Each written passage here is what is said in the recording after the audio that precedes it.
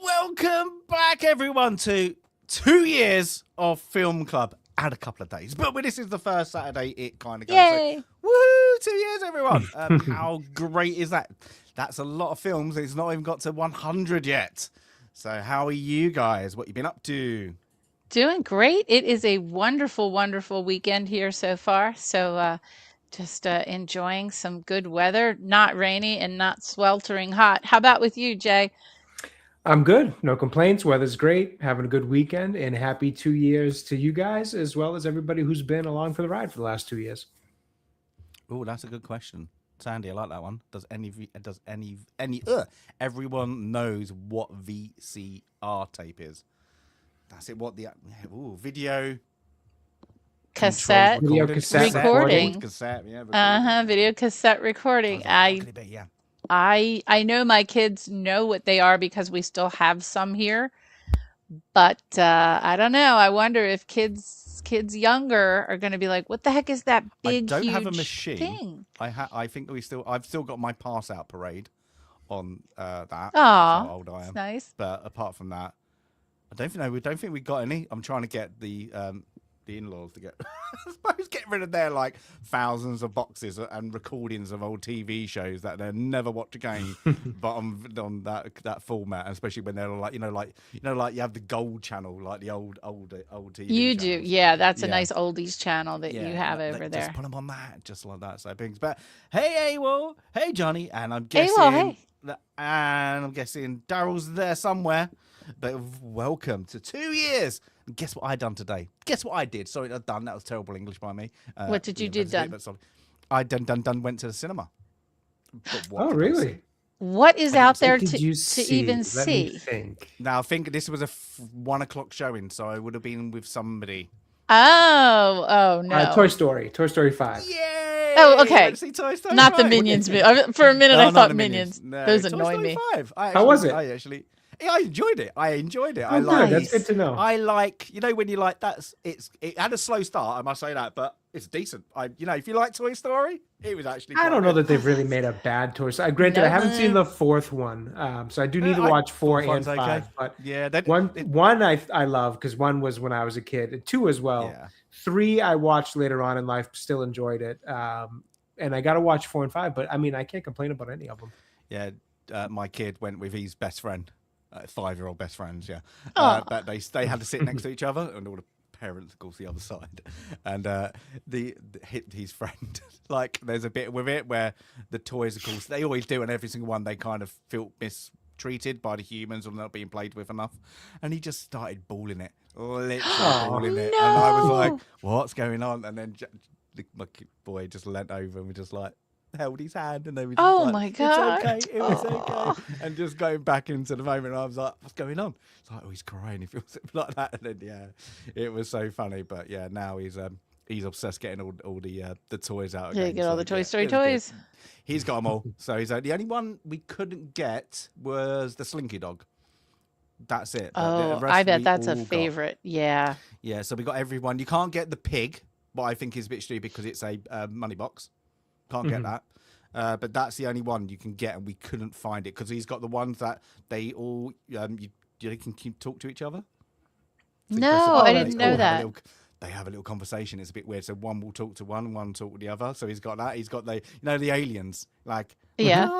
I love them ones just going around. Does he have a talking. And Mr. they talk to Potato each Head other. that is a Mr. Potato Head? Yes, he does. Yeah, Awesome. but you can get is it's plastic, but you can interchange it with a potato, so you can actually use it as a real Mr. Potato, and that's it. Oh, fun. So, yeah. Spoiler though, he's not in the movie. Reasons. Oh.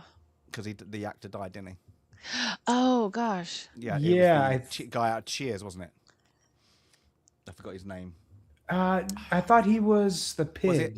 I thought Was it he the was pig? the No. other one. It's Mr. Potato. Oh, I can't remember. Wait a minute. I'm sure he died. Mr. Potato Head Is is. it Mr. Potato? Who died then? One of them. I can't remember. Anyway, it was really good. It was really decent. I Really can't enjoyed it. remember now who does And I Potato went Head. to a cinema. Really nice bucket seats, and they're like electric. But so you sit there like for 10 minutes trying to get your correct angle. Like that is great. Oh, they don't just like ours just recline. No, this or one not reclined. recline. It had recline. It had lower up and down. Then it had like this like swing out. Like the footstool bit you can have out. So that was quite cool. I was like, this is good. I'm liking this. And it was weird though because it was cheaper for me to buy 4 tickets, 2 adults, 2 children, than to buy 2 adults and 1 children. Don't know why they did a deal. So that's it. But this one, I'm gonna have the look. It was any movie you want, $4.99. And a popcorn and Oh, a Coke. wow. No, that's not bad at all. For every Mondays only. I was like, there's Mondays. So like, if there's anything good, and I was like, you can go like to a good premiere. So Oh, it's Don Rickles was Mr. Potato That's Head. right. He did. Do I couldn't remember. I knew it was like Don one of those Rickles. oldies. And then, And the John guy from Cheers, Ratzenberger was Ham, that's- and yep. he's still alive. He's still with us. Yeah. Yeah, Don Rickles. I had seen a short on this recently. I think even the last movie that Mr. Potato Head showed up in, he had a very limited role because I think, and I could be wrong, this was a YouTube short, so I didn't really fact check it, but I think they just mixed up some of his previous unused lines and things like that to kind of put together an appearance, and then, kind of kept the character mostly out of He it. made it to 2017. He lived to 90. And some of those old crusty actors, they do live forever. But he's one of those ones that always looked old. Good old crusty actors. We're getting there, Sandy. Yeah, We're going to be old crusty podcasters. Well, AI created a... Jay, I left you out. I didn't do it to you, Jay. But I don't know. You were streaming with Dan, and I was commenting how you sounded like 2 old men like Wallace and Statler in The Muppets, and I asked AI to turn you 2 into Wallace and Statler. Oh my God. Or what is his name? Not Wallace. Oh, is that the one you sent? Oh, yes. It's not Wallace. What is it? I know you're about. You sent that to us. Waldorf and Statler. Yeah, and they do look like 2 crusty old. That was on that. Was that space game we were playing together? Yeah. The game that he picked, and then he didn't realize one of us has to poo on each other. That was such a weird game. It was all about bouncing. It was quite funny. You just had to keep bouncing from platform to platform. It was quite funny. It was so annoying. He's so frustrating to play with. He's so frustrating because he won't listen. But he's great. Hi, Dan. In case you're listening, you are difficult to play with. We are crusty old men. That's it. That's the one I'm going to put on a t-shirt. Crusty old men. But talking about crusty, we're not doing crusty. We're doing probably. I'll ask Sandy first. Did you watch this movie in the daytime, or did you turn off the lights at midnight? I watched it at night. I watched it last night at like 9 o'clock. Yeah, lights out and everything. Did you? Well, in a different room. Yeah, I was. Everybody else was asleep early. I don't know why. But yeah, I watched it myself. I watched it on my iPad, so it was quite close. And I'll save my story for the little later. Nice. I think. I don't know. I'm going to ask each of you if you had some kind of jump scare. The phone did not ring. That's not what happened to me, but I will tell you what happened to me. Okay. Oh, good. And now, before we go on to Jay's pick later, as it's 2-year anniversary, we're all going to announce 2 movies to add to the will. Oh, we're doing it now? No. At the end. Do it at the end. At the end. Okay. Yeah, at the end. Ooh, you got really excited then. We can do I am excited. There we go. But we do that after little review. But Jay, you got your pick of horror. And I must say, when you picked it, I was like, "That's a good one. That's a good one. Not seen that in a while." And I had to say to you, "Japanese version," and you went, "No, US version." So you let me down that slightly. Did you watch the Japanese version? And not yet. I still have not had the time yet, but I do plan on squeezing it in, especially after watching this so freshly. Yes, it did. I must say, I forgot when I watched this like that, so it was a refreshing take because a lot of it, I must say, I completely forgot. I must. Yeah, say same here. It was same good. here. So, but why The Ring? So honestly, for me, part of it was that I didn't have a huge kind of library to pick from in terms of my experience with horror movies because it's just not one of my favorite genres. I liked a lot of the kind of 80s slasher films. Like those were fun to watch, but they never really scared me per se.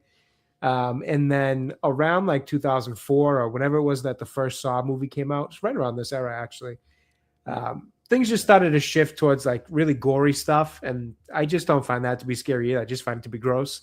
So I don't love those kind of horror movies like Hostel and Saw and House of Wax and all the stuff that came out in that era. So my kind of generation for horror wasn't all that great. As I got a little bit older, it started to shift into some of the kind of like spiritual horror stuff, like The Conjuring and stuff like that. And I don't know, was Annabelle? Was that also The Conjuring? That might have been the doll in The Conjuring. Whatever it was, there was some creepy like spiritual stuff. Yeah, like there was so much stuff like that that I think is better than what the gore stuff was, but still doesn't really quite, give me that horror feel. So really, I've just never been all that interested in horror, I guess, at the end of the day. But this was one that when it came out in the early 2000s, I watched as a kid. I just thought it was really interesting. Obviously, it freaked me out as a kid, but even as I got older, I just really liked the concept. I thought it was something different. I kind of like the ones that make you, I guess, think a little bit more, but like there's really not too much thinking in this. It's just kind of a case you follow, as we'll get into the main character kind of putting the pieces together. So it's not really like, I guess, as much of a thinker as I thought it was when I picked it, or as I thought I remembered it being when I picked it. But it is still just a cool concept and something interesting, and I think a little bit different and fresh in terms of the horror genre. I had never seen anything like this, at least up to that point. Obviously, it comes from the Japanese version, so it's got its influence from there. But just in terms of an American horror film, this was one that kind of stood out for my generation of it. Yeah, there was a period where I must say, completely agree, is with that slasher. They're boring. I hate Hostel. Just like you show me blood and gut. I must say, that's just gross. I liked. I watched. I liked the first Saw, and then it went. What you doing? And then I gave it up. And then the other one's just blood and guts. So I like it when it's creepy like this. Otherwise, you can laugh at it because it's slightly a B movie, or it's that religious aspect to it, like that. I suppose a thriller horror, and then like they're talking like it's got that kind of deep embedded like Christianity or something going on in the background, and it gets you a bit freaked out just in case it. It is up there or wherever or down there. When they mess around with like demons and stuff, you're like, ooh, all right, this kind of hits a little too close to home type of thing. Like it could be real, like versus The Ring obviously is not real. I do agree. I think when it shifted back towards that stuff and got away from the gore stuff, horror got better. And there was a few that I enjoyed. Like I enjoyed the first Conjuring movie. I haven't watched all 6 or 7 of them or whatever it's up to, but I enjoyed the first one. And there's been some that have kind of followed that line of stuff where, whether it's spiritual or spiritual religious, whatever kind of line it walks. There's been a few that have done it well. But again, nothing that I thought stood out to me, at least better than this one did. Yeah. Now, when you mentioned sequels, I think that's one of my frustrations with more modern horror and suspense is that it breeds way too many sequels. And we were joking a week or two ago about Fast and the Furious, like why? Why does it exist? But The Ring, The Conjuring, Friday the 13th, for goodness sakes, you get Saw, you get one idea that's good. And boy, this genre knows how to beat it into the ground. Well, and I don't know why. Oh, sorry. I was gonna say, I don't know if you guys remember Paranormal Activity. That was one that came out when I was like in my junior or senior year of high school. It was the biggest thing. It was like that found footage, it ripped like off the Blair Witch Project. Yeah, it did. It did quite a bit. But it was kind of like the new one. Yeah, that's another one. That another one. Yeah. But that was like the new hot thing on the scene was Paranormal Activity. Everybody go to the theaters and get creeped out watching this, and everybody was talking about it at school. I remember it vividly. It was the big new horror genre movie. And then they just beat it to hell with about 6 or 7 paranormal activities. That was like, all right, it was cool the first time, but at some point, like it loses all its sting. And I agree with Sandy. It tends to do that, this genre, with any franchise. If you can get one out on Halloween, then that's it. And the rest are straight to DVD or whatever. Yeah. VHS. And I guess they're very cheap to make. And I think that's part of it. They just crank them out like that. And, it's just a shame. Even this one, like The Ring 2, I never saw it. I never cared to watch The Ring 2 because to me, The Ring was fine as it was, as one isolated movie. It didn't need sequels or anything like that. And I don't know if it was any good. Maybe it was, maybe it wasn't. But yeah, it's something about the sequels and horror movies. It's like you had a good idea once and then you ruin it by overdoing it over and over again.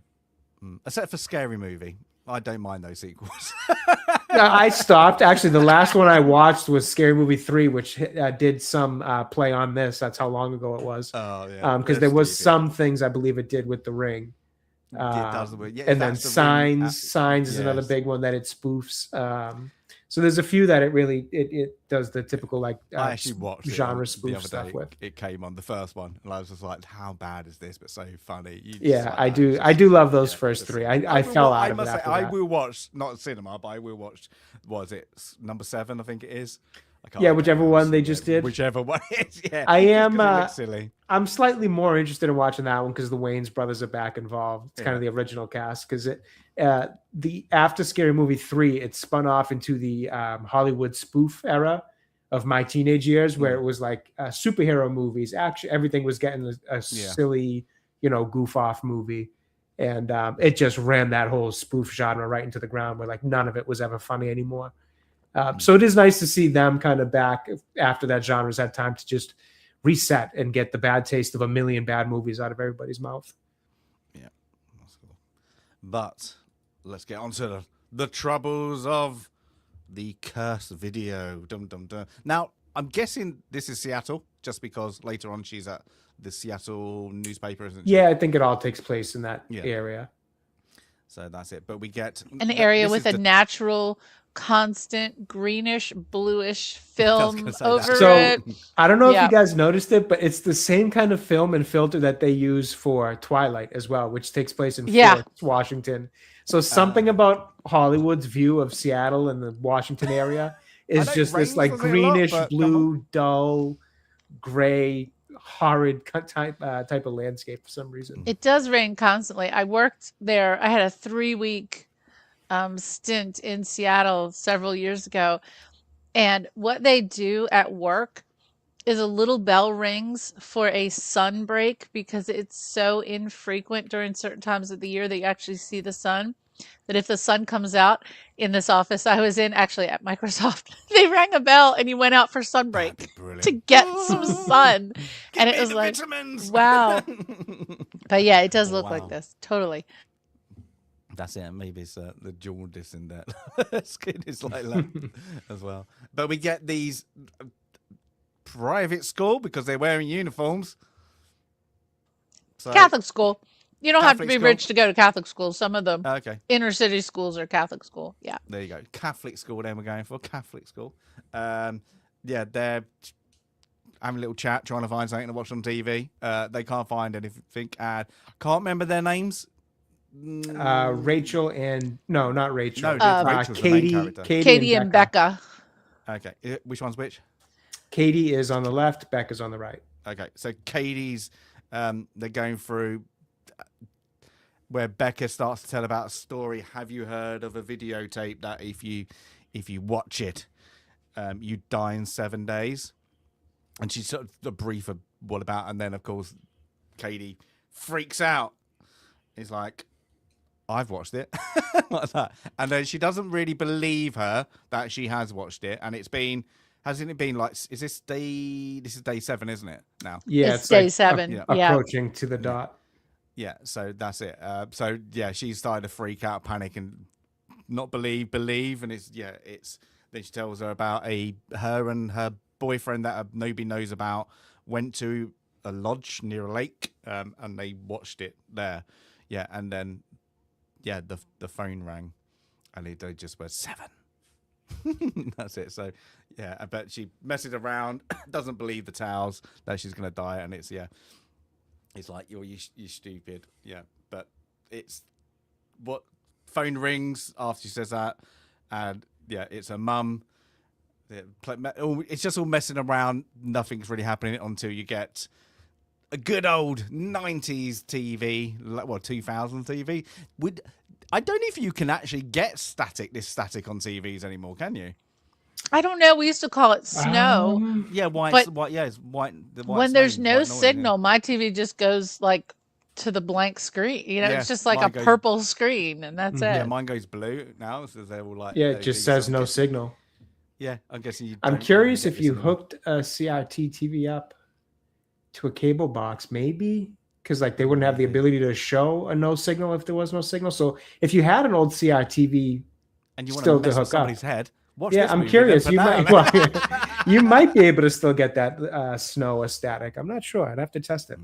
It is a creepy noise, but some people find it quite relaxing. But I guess after It's this like white movie, noise. they didn't Yeah. do. Yeah, it's that white noise. But people do. I like it. I can fall asleep to it.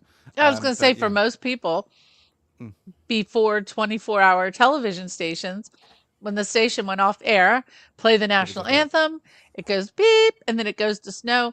People would wake up to this because they fell asleep in a chair, and the Good. television is done for the day. But yeah, it's that goes on. It gets creepy, but not amazingly creepy. And then we just get she goes into the bathroom, isn't it? And that's leaking of water.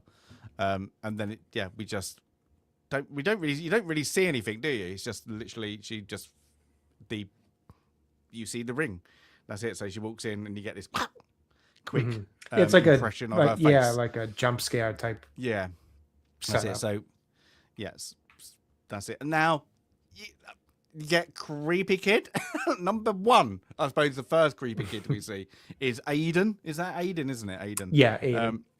Who did they have to make he's completely different character from the Japanese version. This one, he makes him a bit, I don't know if they're trying to make him a bit autistic or something, or got something underlining problem, because he's just a bit, would you say creepy? I know, he's a bit weird. He's a weird kid, isn't he? Annoying is what I would say. Kind of. Yeah. Well, he's a weird kid, but it's in the sense of like, it's almost like they're trying to set up that like he has some connection to the ring already, which like he doesn't, but like as it goes on, I think the way he plays the character makes more sense after he's seen the video, because then it's the whole idea of like she's telling him things and all that. I know I'm kind of skipping ahead, but it's 20 some odd year old movie, so I know people have already seen it.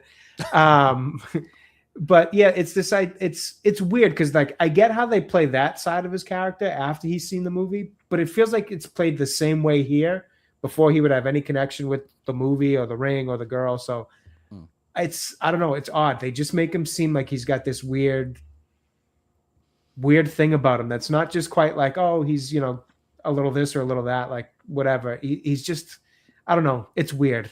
It's weird you've noticed that, because that's how the Japanese version sets him out. He's got psychic abilities. And and like that's what it feels like they're trying to put into it here, but like he doesn't yet. And like he does have some psychic connection with it after he views it. But it almost feels like something about him is drawn to her and some psychic connection that's just not there yet. So it feels weird that they play on that this first part of the movie. But the teacher says he was drawing the pictures of his cousin dead before she died. Yeah, So- that is true. I was thinking there was something with but they him. don't play into it. They just make him seem a bit of a weirdo. He's like that. But I don't like it. Like that's his mum, and later on he calls him mum. But for the first probably he calls her Rachel. Yeah. Rachel. And he's like probably the same Rachel. I'm like, you don't call me you don't call me by my first name. It's like that. But yeah, she's late. And then it's can we have a word? And he's like, I'll meet you. Well, before that, he goes, I'll see you in the car, because you can have a word with you. And I'm not an oddball. This is where the teachers, like, just because I'd like that, you would think they would do more. This is what your kid's drawing at the moment. I think we need to go and see a counsellor. Seriously, this is a bit like, this kid's in my classroom and he's freaking me out. Yeah. Yeah, he's freaking all the rest of the kids out. He's got no friends, and yeah, he's a bit of a strange one. But yeah, it's a bit dismissive. But yeah, it's whatever happened. Naomi Watts. I forgot she was the main star in this thing. I did too. I kind of forgot about her as an actress in general. Yeah. Me too. After like the King Kong movie, I can't think of anything else. That's what I she said felt too. like I was a like, big oh, name yeah, at the her. time. Yeah, I didn't know she went off like one of these ones. I've quit Hollywood. I'm going to go and have kids or whatever. I don't know, but I was just like, you've done nothing. Literally, you did. Yeah, you were in that like bracket of going, yeah, I'm going to be Hollywood big, and then gone. Yeah, it's a bit strange, but yeah, there you go. Freak. There we go. Freak drawings. I'm not bothered. That would be a red flag for my kid. I was like, what's that? Weird. You know what? She's got Unless he explains to me, no, it's Thomas the Tank Engine. I'm riding Tom. Like that, not like, yes, it's the dead pits of hell. Well, this is what I mean by like they play him to be weird, but it's not like like he's got some kind of issue or something like that. It's like he's got some like you said, psychic connection with either because this is supposed to be his cousin, but then I wonder, is it his cousin? Is it supposed to be the girl from The Ring? Like I don't know. I just couldn't really figure out what they were doing with his character in the beginning of this movie. It's a shame because it's so creepy in the Japanese one, and he can. It's kind of like what is it? I suppose Poltergeist when he starts talking. Hi, like that kind of interaction, really like normal with the girl in Poltergeist. That's kind of the interaction in a very lame kind of put way. But yeah, it's just misread in this, I think. But I don't, he's just, you're going along with the journey on the investigation. He's just the creepy kid that's there. Every time you're like, creepy kid. But I think they purposely put him there just to be, you're a bit creepy. But yeah. Hey, Daryl's in. Daryl's there now. Hey, Daryl. That's it. But yeah, but we're off, and it's just the interaction she has with her son is it's a very odd relationship, and it doesn't really explain it. Like where's the dad? And it's a little too over the top with the working mom thing. It's trying to be. She was obviously, quote, very young when she had him, and she's an ambitious reporter. So, she's essentially, because I thought to myself, oh, your, quote, best friend and cousin passed away 3 days ago, and yet you're in school. So she's using school as daycare because she's out working all the time. That's a little much on the working mom thing. Also, in my family, heaven forbid, if one of our, even extended family passed away, we're not going to school the next day. It's just not, we're all together as a family. That's what we do. And so, she's shown that she's not working, not to be rude, but I'm going to explain it. Like, she's not doing like a waitress job where she's working 18-hour shifts. She's working in a big agglomerates of a big newspaper, the Seattle whatever. She's got a good job. So you would think they would have daycare there or nearby as like a part of the, like, okay, you're going to school and I'm going to, then you'll move on to daycare, like an after you're not going to club. stay in the class until the teacher's got to go home at night. So it's a bit weird, but I'm sorry. Now, Sandy, did you read the book? So I could not get the book on an audiobook version, unfortunately. The book is written by Koji Suzuki, is the writer of Ringu, which is The Ring in Japanese, and highly regarded, but I did not have time this week to sit down with a real book. I needed an audiobook, and it's not on Audible, so unfortunately. But I would like to read the book because of what we'll talk about what's different from the US and the Japanese version. I would like to read the book. Well, that's it, because they explained the father in the Japanese version. So yeah, they explain. Well, they do eventually explain the father in this, but it takes a bit. It's a bit weird because I don't. Now there is, what's the best way to put it? Self-delete, as we do it on YouTube. There is in the Japanese version. It is not in this version at all. So they must have made a conscious decision of there's different cultural, and it's not going to be right for the US market. So that's happens with. Just quickly, that the father and Anna, is it the mum of the girl in this Anna one? Morgan? Yes, Anna Morgan. She throws herself off the cliff face, doesn't she? So, but on that, and then the father later as well. Yes. Oh, that's gruesome. Yeah. If you're gonna go, you're gonna go. Oof. It's like that. He made sure of it for sure. Yeah, sure. no joke. Oh, there we go. There's the creepy kid, creepy face, and that's it. Like, you roll over. It's like that. But yeah, it's do you want a bedtime story? No. Okay, I'm gonna go now. It's like, it's a bit odd. Yeah, you're gonna take that. I'm not that kid's gonna spend a lot of time with his grandparents. Like, to be like that. Yeah, you can have him tonight. That's it. But yeah, it's a funeral day. Okay, like, what do we think he is? 8, 9? Probably maybe younger. Yeah, maybe 7. Yeah, something. Yeah, maybe He can tie a tie. That's a weird kid. Is it okay? Is it proper? Yes, a proper. It's a proper tie. They do show him tying it. Yeah. That's a weird kid. Yeah.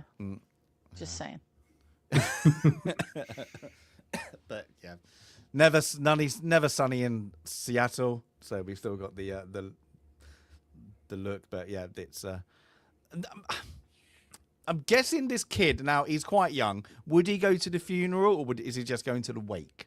Because would he be a bit young to go to like understand the funeral? But he's a bit. Does she think he's a bit creepy? And I got. This kid specifically seems to be an old soul somehow. So I mean, I guess maybe he could handle going. Yeah. Because they're playing him as if he's like living such an independent life because of his mother's lifestyle that he's like borderline, at teenage level or adult level, like the way he's getting his suit together and tying his tie and getting his mother's clothes together. It's almost like in a movie where you have like a parent who's got a substance abuse issue or something, and the older child's got to assume all the, mature adult roles. They're playing him like that, even though he looks like he's 7 or 8 years old. So I don't know. In the context of this film, I guess he would go to something like that. But in normal standards, no, I probably would not bring a child to a funeral. Now, we would, in my family, huge extended family, and we treat funerals like a real celebration, like probably a little too much like a celebration in my family.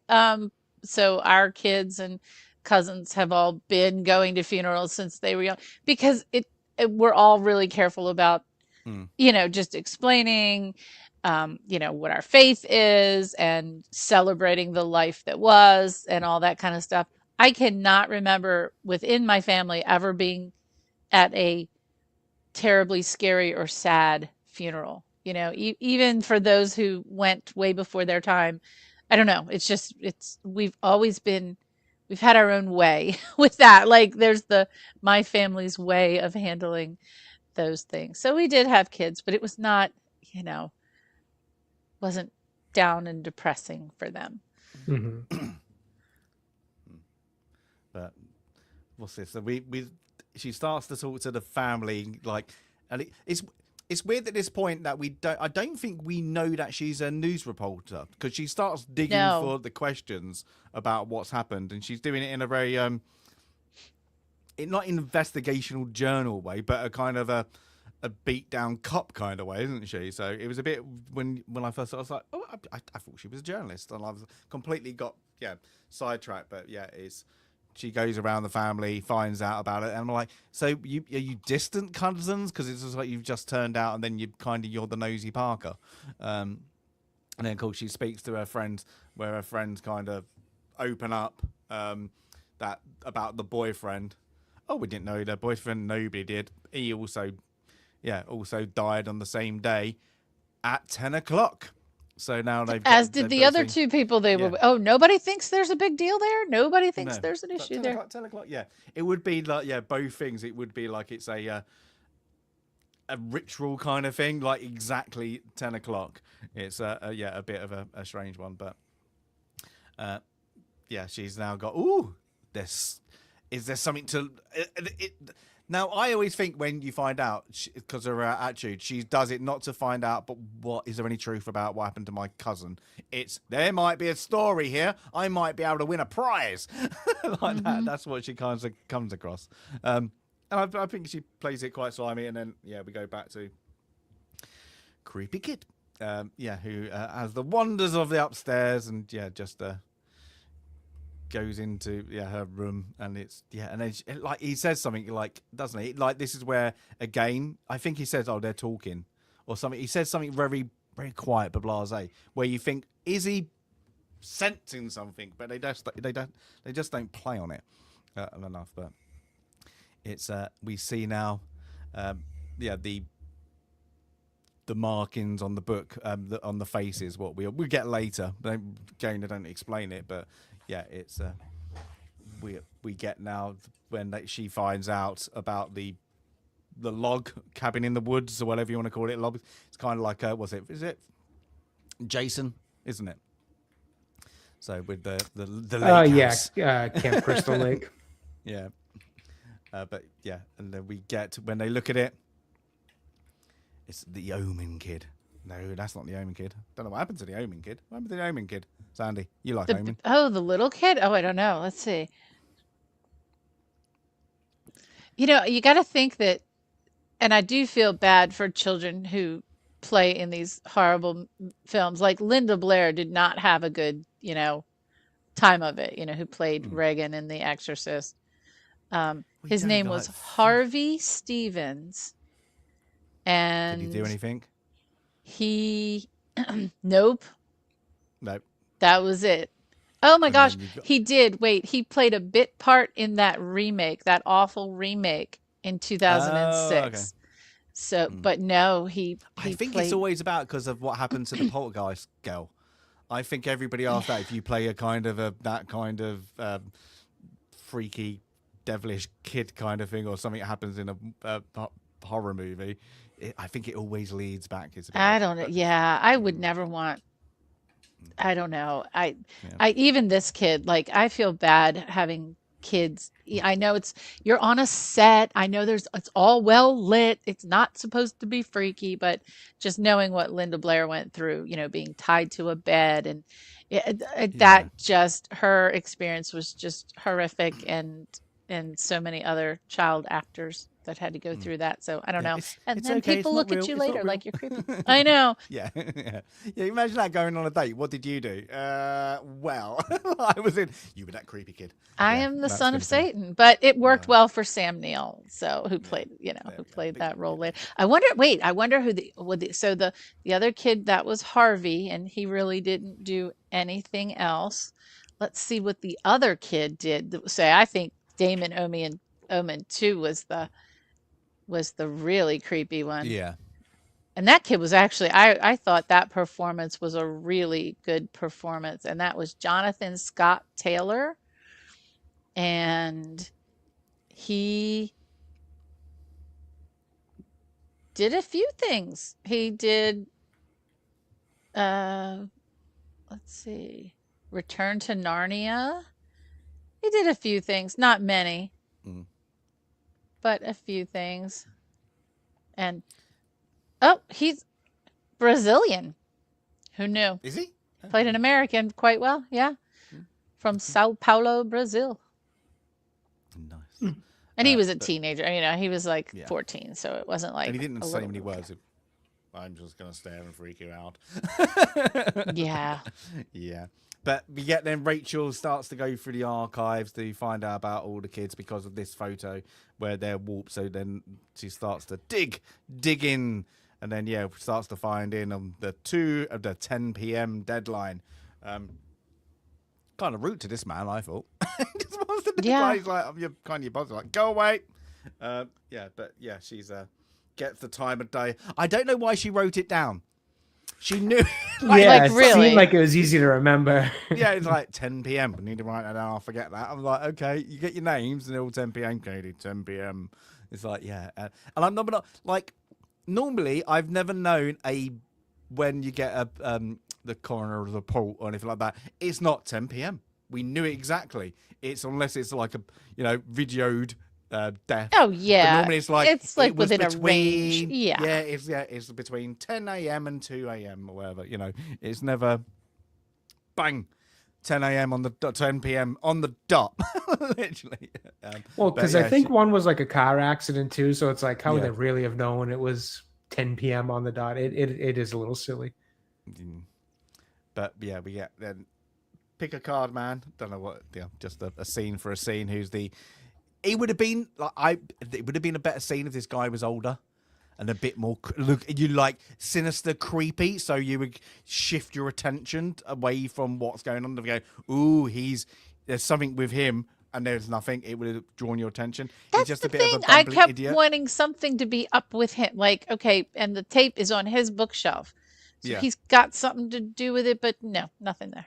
No, he just pick a card, can't do card tricks, and then she's well, I'll stay like that, and and literally, which one are you gonna pick, people? Look at the look at the evidence there. Which one? And it's like, why she went like, and so she's gonna stay overnight, and this is a bit of a flaw, like, and they're all there, the tapes back, but it's like, which one are you gonna go to first? Which one is the only one not in a sleeve and angled out right in the middle to make you and go grab it? And it's like, at least give her a little chance of having to look through them all. Like, it's a bit. Come on, director. That was a bit of a bad placement. Yeah, I mean, fair point. It's very obvious. It's very the only one obvious. leaning over, the only one without a case, the only one in a bunch of space in the middle. So what else is there? I didn't think to. Can we see what? I can't read anything. Primal Fear. That's one. Can't see the top ones. Oh, I don't know. Something That's to it. Kill. So they're all horror films ish. They're probably I bet you it's all B movies and like really bad horror movies, and they're like, well, let's As have that they one. should be. Yes. That's it. But and like, but he's told her like, and I like how she takes it very sneakily and puts it in her bag like something's going wrong, even though it says take and just return, because he said, oh, we got the tapes, like we have to donate from donations because the signal up here is that bad.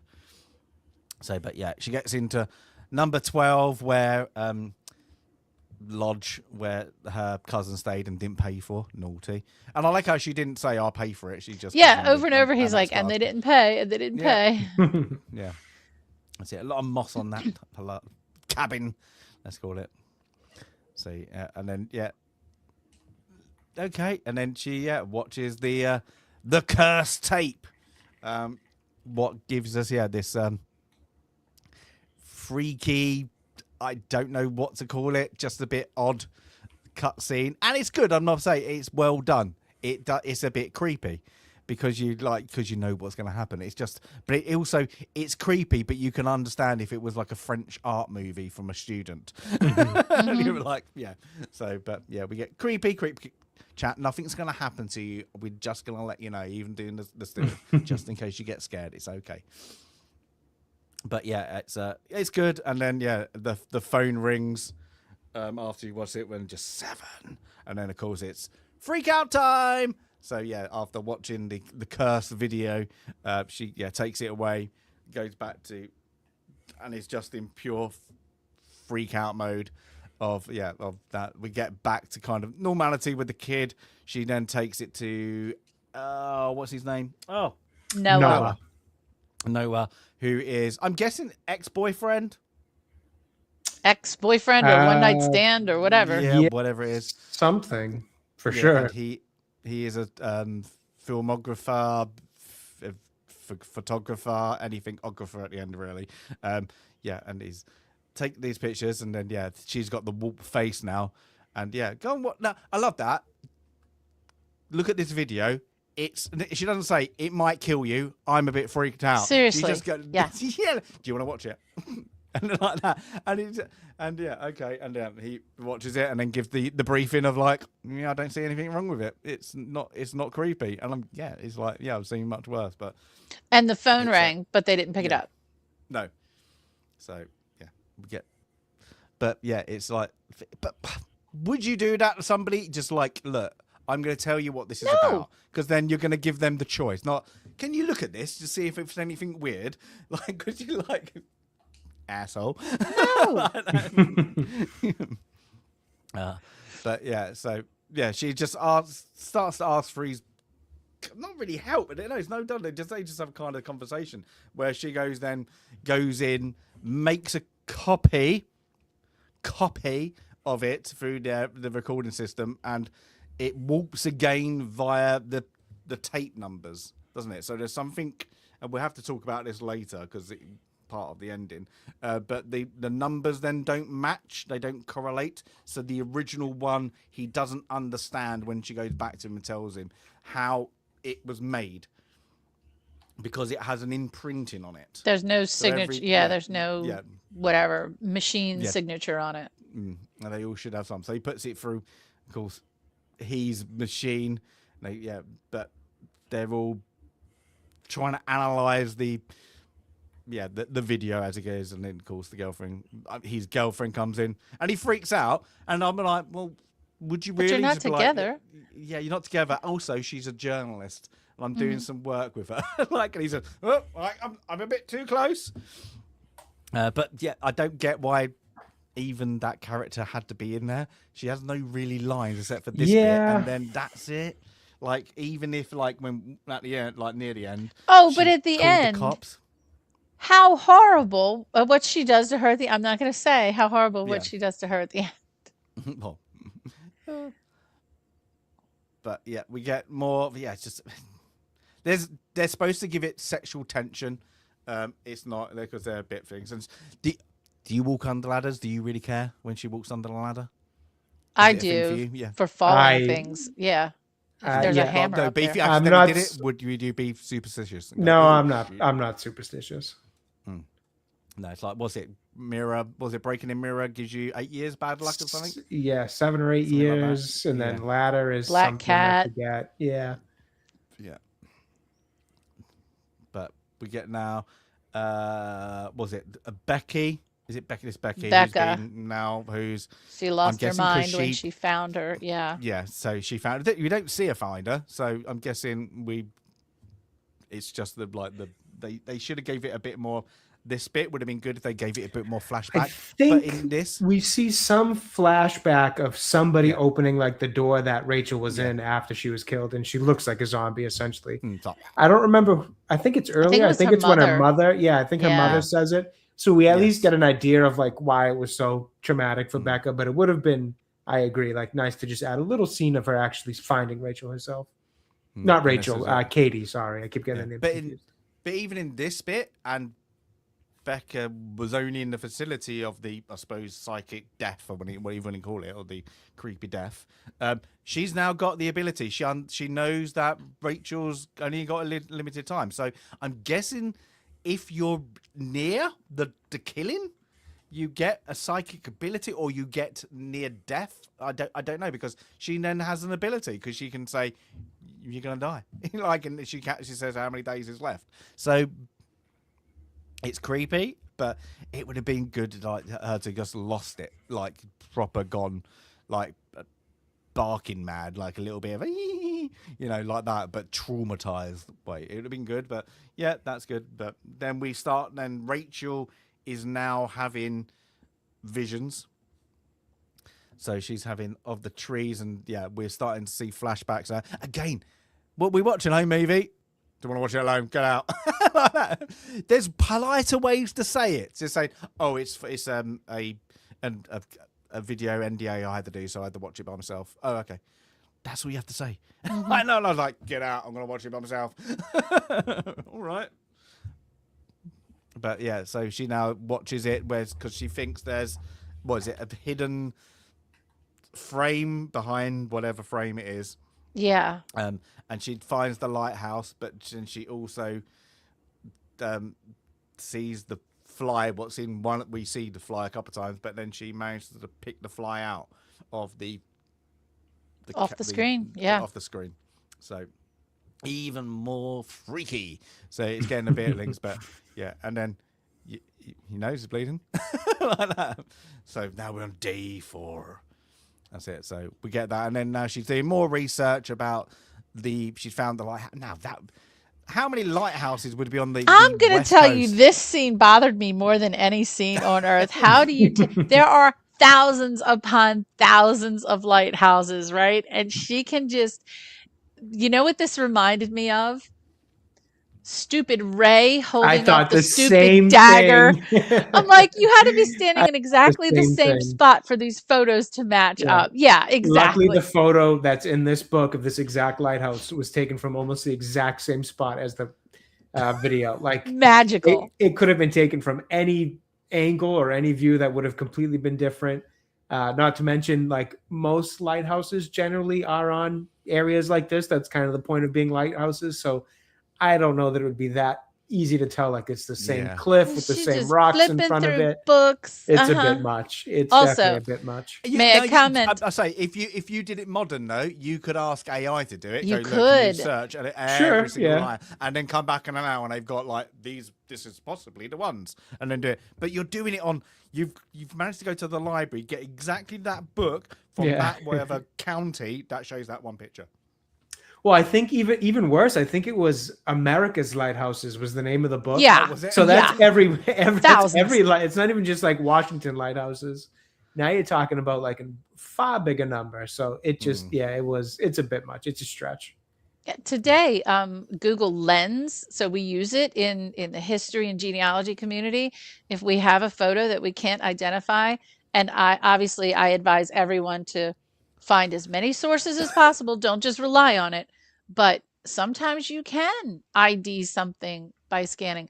May I also comment on the absolute heinous way that she treated old books in this scene? She's just flopping them down on copy machines, breaking the spine.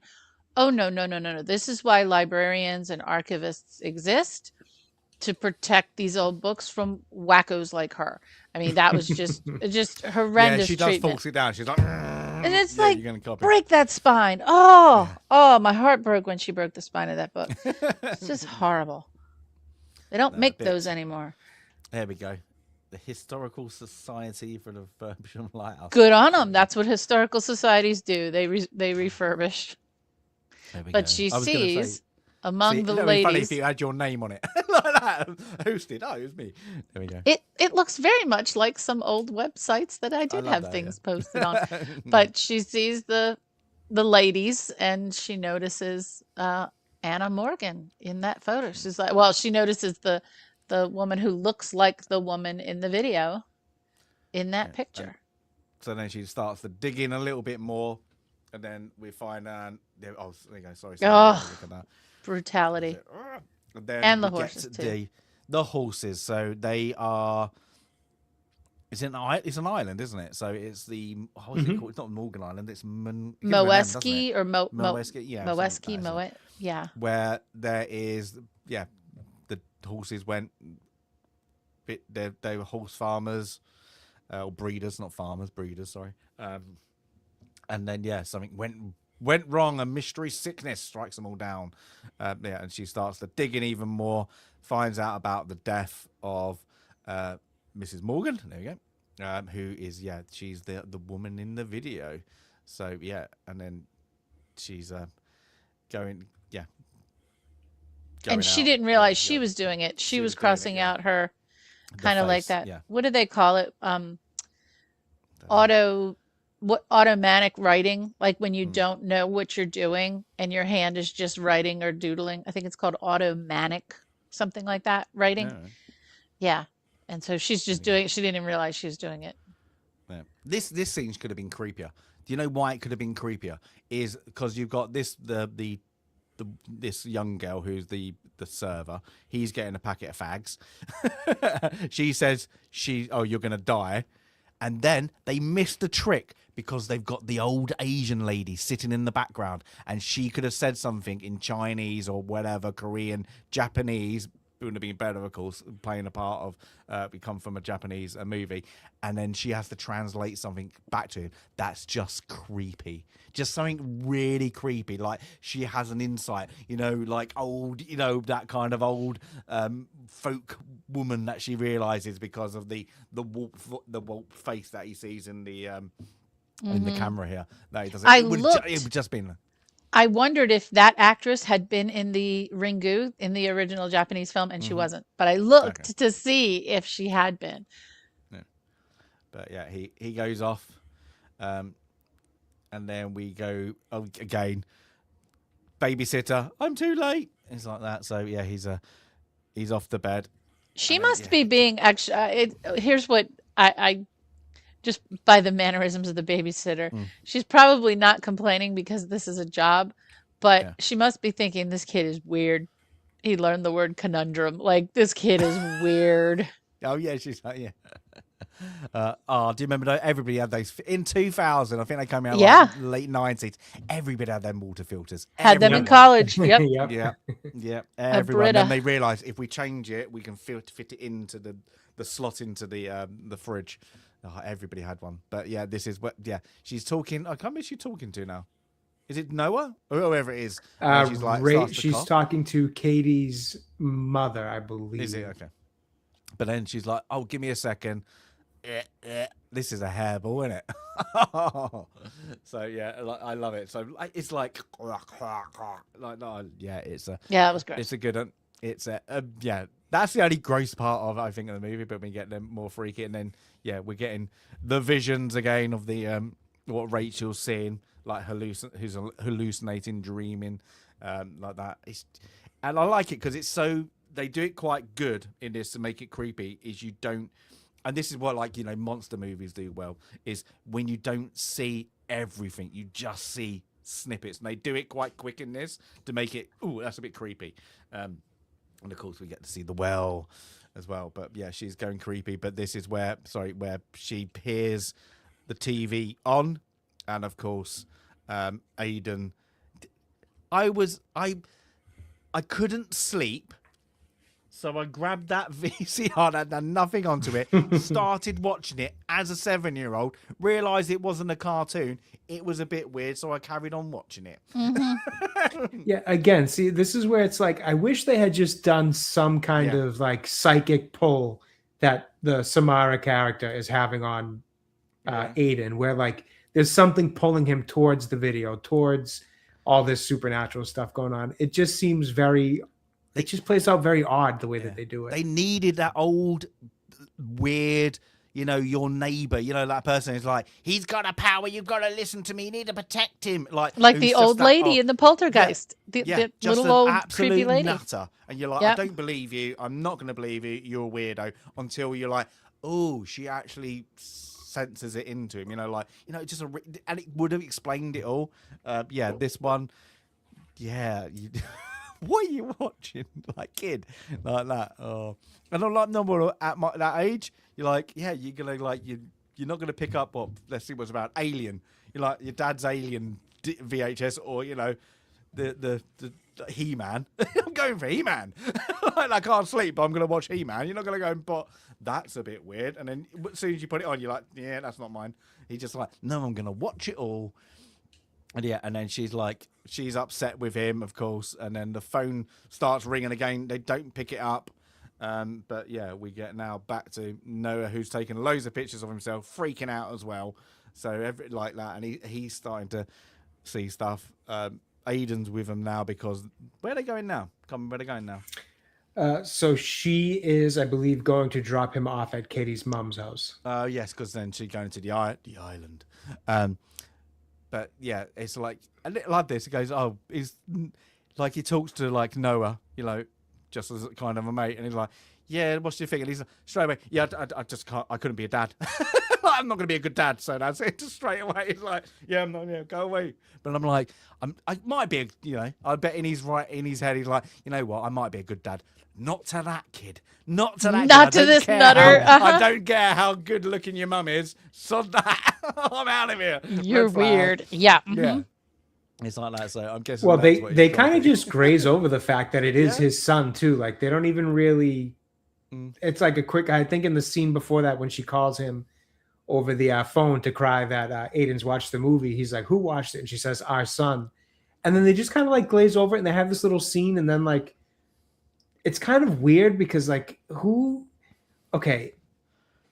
So if you already are an absent father, how weird would it be to have this conversation with the kid about basically saying like, yeah, I know I'm your dad, but like, sorry, I also don't want to be your dad. Like he's 7 or 8 years old. Like it's a very odd conversation for like, again, I get it. He's an absent father. So he obviously doesn't know how to be a good father. And he's admitting that in this speech.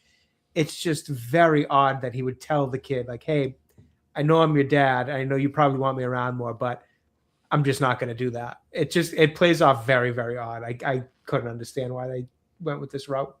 I kind of forgot that he was even Aiden's father, to be honest, until Me too. And watching it's it this weird, time like around. going through this blasé. film. Yeah, you forget he's the father. That's it. Yeah. It's just a very odd conversation. He's not my kid either. No, sorry. I'm going on Jerry Springer before I submit this. Well, yeah, it's just it's just odd. Yeah. Some of the choices they made.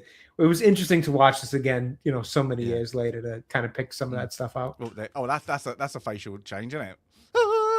There we go. But yeah, and the doodling. Just I'm not having it. Yeah, it's just so many red flags. But yeah, so now we're off to more. Now we get into this. It's now gone into kind of investigation mode. Really, it's like what's happened, because it's like what we skipped over. Like there's not just these kids. There's more kids. She's unraveled. There are more deaths that have like these 10 o'clock deaths that's happened. So we get that, and then we get her going on the ferry. And I don't get why I know why. I don't know why they did it with the horse now. Is it like because if the island's cursed now to horses, there's going to be a horse that went there previously? Is it her or? So I think it's her, because I think she's already. I think we went over it, but I think she might have been touched by the Samara character through the dreams. Like I think she has that burn mark on her arm. So I think that like contact that she's made with her is kind of almost like a virus. Like that, I think the girl can pass it on, or some part of her. Again, it's not really well explained, but some part of this girl's interaction, whether it's through the videos or through the hallucinations you see, almost like leaves a piece of her with you in some spiritual, psychic sense. That like that's why the kid kind of understands her. She speaks to him. That's why I think the horse freaks out, because she's near him, near it. I don't know if it's a girl or a guy horse, but regardless, that's why the horse freaks out and obviously goes overboard here. So I think it's just that she kind of like embeds a little bit of her madness, whatever. Yeah, like the madness, the witchcraft, the whatever it is. It gets embedded with either the viewers of the tape or when you start to come in contact with her hallucinations. No. It's my best guess. They don't really explain how it. bad she's not been around many animals or livestock, because you're not just going to put your hand in there. You would even never. You're not going to be like that. You're like, never. You probably wouldn't even approach it just in case it gets aggravated and starts kicking around in there. Yeah, even any animal, you're like, is it, just in case. Not my animal. Look, I'm not touching it. Go, yeah. Hello. Like that. It's like, you're like, and also most people be like, is it okay if I can stroke it, pat it, whatever? You're like, no, I'm gonna stick my arm in and freak out the horse. And I'm like, it's a bit dumb. But yeah, the horse gets very aggravated and then manages to break out. Don't know how. They're quite sturdy and things. And then I don't mind I don't like when she doesn't run. It's a bit stupid, but the horse just going for it. The whole way he kind of the way he rampages through and then jumps over. It makes for a good scene. It's just the writing kind of that leads to the horse getting out is like, oh, that's a little weak. Yeah, and then we get back to where is he now? The psych ward or the asylum getting the medical records. Yeah, and then we get her going back, and we kind of get some flashes, and then we're getting back to the Morgan farm, what's been a bit let down in recent years, until we see the great Brian Cox. What phenomenal. He's got a very small part in this. They did well getting a good actor. Really? He I'm wondering really well. How. And he does it so well. You're like, because you've played it and they went, you need to be creepy as well, but you need to be stern and of like for it, like he does it very well. And he's but she goes there of like investigation work, and I've heard it all before. Every couple of years somebody comes up talking about the horses, but we don't breed him anymore. Look at it, I'm just surviving. Then he but then cool, she starts to dig a little bit more about where is is it now? Is it before? When does somebody say you had a daughter? Or does she only get it in a dream? I can't remember. Because this is where he said about the wife. She mentions the daughter to him now, and that kind of sends him to freak out a little bit. Yeah, but I can't remember how she finds out about the daughter. Is it in a writing, maybe? I Oh, I don't can't know remember. because Oh he yes, hasn't found it was the. in a newspaper. She's reading about how Oh, that's right. Anne Morgan falls off the horse or something, and there's something in And her the daughter was paper that there. says Yep. yes, in her arms or something. Hmm. So she did read it in a newspaper or some Yeah. article. No. Now, as a man, and there's women, even Brian Cox there, he's a little bit older. He's gonna, and you might be in his home. Wouldn't you be like, she's pushing him to literally get something and smash him over the head with it? He's gonna get that annoyed. And if you think he's killed his wife and his kid, she's very Seriously. blasé and still pushing him for the answer. I'm like, and he's getting more aggravated as well. So yeah, she's yeah, you're doing that. And But that's come where on. I feel like the movie tries to push a little bit too much of the journalist who's going to get the scoop in the story no Yeah. matter what, just lacking some of the logic that would go behind trying to be like, again, you wouldn't even turn your back to this guy for as long as she does No. while pushing him and like pushing his buttons to see what really happened. Like you'd be at the very least facing him, never mind maybe not pushing him. So they're kind of just doing the whole like journalist, does whatever it takes to get the scoop. It would have made sense if they made, not Brian Cox, but the actor in his 80s, 90s, and really feral, like about to die anyway, and he'd like, it happened in the 60s, but this is what happened, maximum 20 some odd years, I think. Yeah. So yeah, it's they could have made it like that, like, yeah, he's so old, he's not really going to do much anyway. But yeah, Brian Cox, yeah, good critical. But yeah, he's acting, but he's like nothing, like just she pushes him and like just get out, and then yeah, she's realizes the kid has drawn one of the houses, so like whilst of course he's looking for the records, so The barn. He drew the barn, I yeah, think. drawn the barn. Yeah, it's like, what? How did you get that? Yeah, okay, but yeah, the again, good art. Yeah. Yeah. What are you drawing, kid? That's it. But yeah, and he's like, and he even says like, oh, she told me about it. And this is a game where they don't play on it. And I was like, no, it was in. How did you see it? No, she told me about it, so I drew it. And it's like that. She's always talking to me, doesn't it?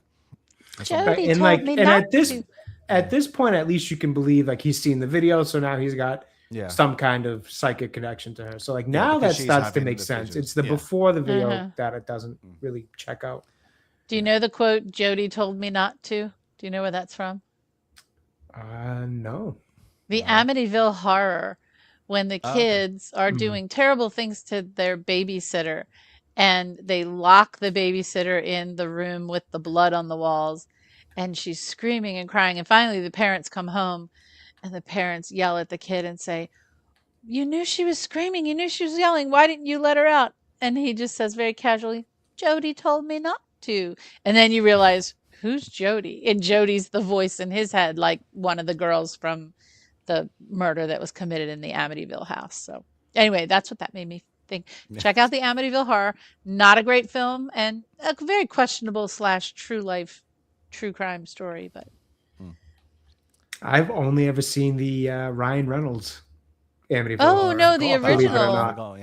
Yeah, the original is James Brolin. Oh really? And Karen Allen. I've never watched it. I have to put that on the list. And it was one of those things back in the day when people kind of thought, oh no, not Karen Allen. I always say Karen Allen, Margot Kidder. As in Lois Lane. It was one of those things where, during that time when people were really believing in that supernatural stuff, like not just, oh, this is an interesting film, but because it was based on a true life. They loved the killings when America started doing their those true crime, serial killer. You got the Manson family and all that, and then you had some weird ones like the house on the last house on the left and all that. Some really ones. A lot of them were a bit bad, but like we can make a B movie, scare the shit out of people, make it supernatural instead of just a terrible serial killing, which is what it really was. But yeah. But in this, we get to, let's go and speak to the local doctor, counselor. Yeah. And she kind of just, I'll tell you everything. Don't worry about it. Yeah. There's no privilege anymore in this island. Yeah, so everybody, yeah, so she just kind of, yeah, is what about the kid? What about the mum? Kind of spills the beans the best as she could. So yeah, so now it's it's let's get after finding out everything that she could find. Like, what terrible doctor like that? Who are you? Seriously. And I'm just gonna be like, I'm just gonna tell you everything. Like, she could be like, I'm blackmailing the dad, and Yep. you've just told me everything I need. Yeah, so like, oh, I'm a journalist. It's fine. That's it. Well, same thing with this guy. Yeah. He knows he's taken the records when he You shouldn't, better not but he's damage like, it. Yeah. if you damage my records, I'm like, okay, so Yeah. you're Well, and then I was at least expecting like he hands him some money or something to like, yeah. I know Yeah. you're kind of bull crapping me here and you're not who you say you are, but just, give me some money, look through the records, don't damage anything, you're on your way, everything's good. I couldn't understand why. Again, there's a logic issue with the writing in this one that I kind of never noticed when I was younger and watched it. That really was a bit on display in parts like this. It just didn't make sense that he would have allowed the Noah character in here to just peruse through the medical Or records. do it like he broke in easy. Oh yeah, That's leave how it they at did that because they have him break Yeah. into the other one. So just like either leave it at that or pay him off. Simple as that. Yeah. Just show us that you're paying him off, and he's telling you, look, don't get me in trouble. Don't ruin anything. Don't let anything go missing. Oh, he does it, but he's like, got ya, and they're mates. Right. And he's like, oh, good. Yeah, I was like I don't that. know, He knows it something. just, something. Yeah, just like, don't do it.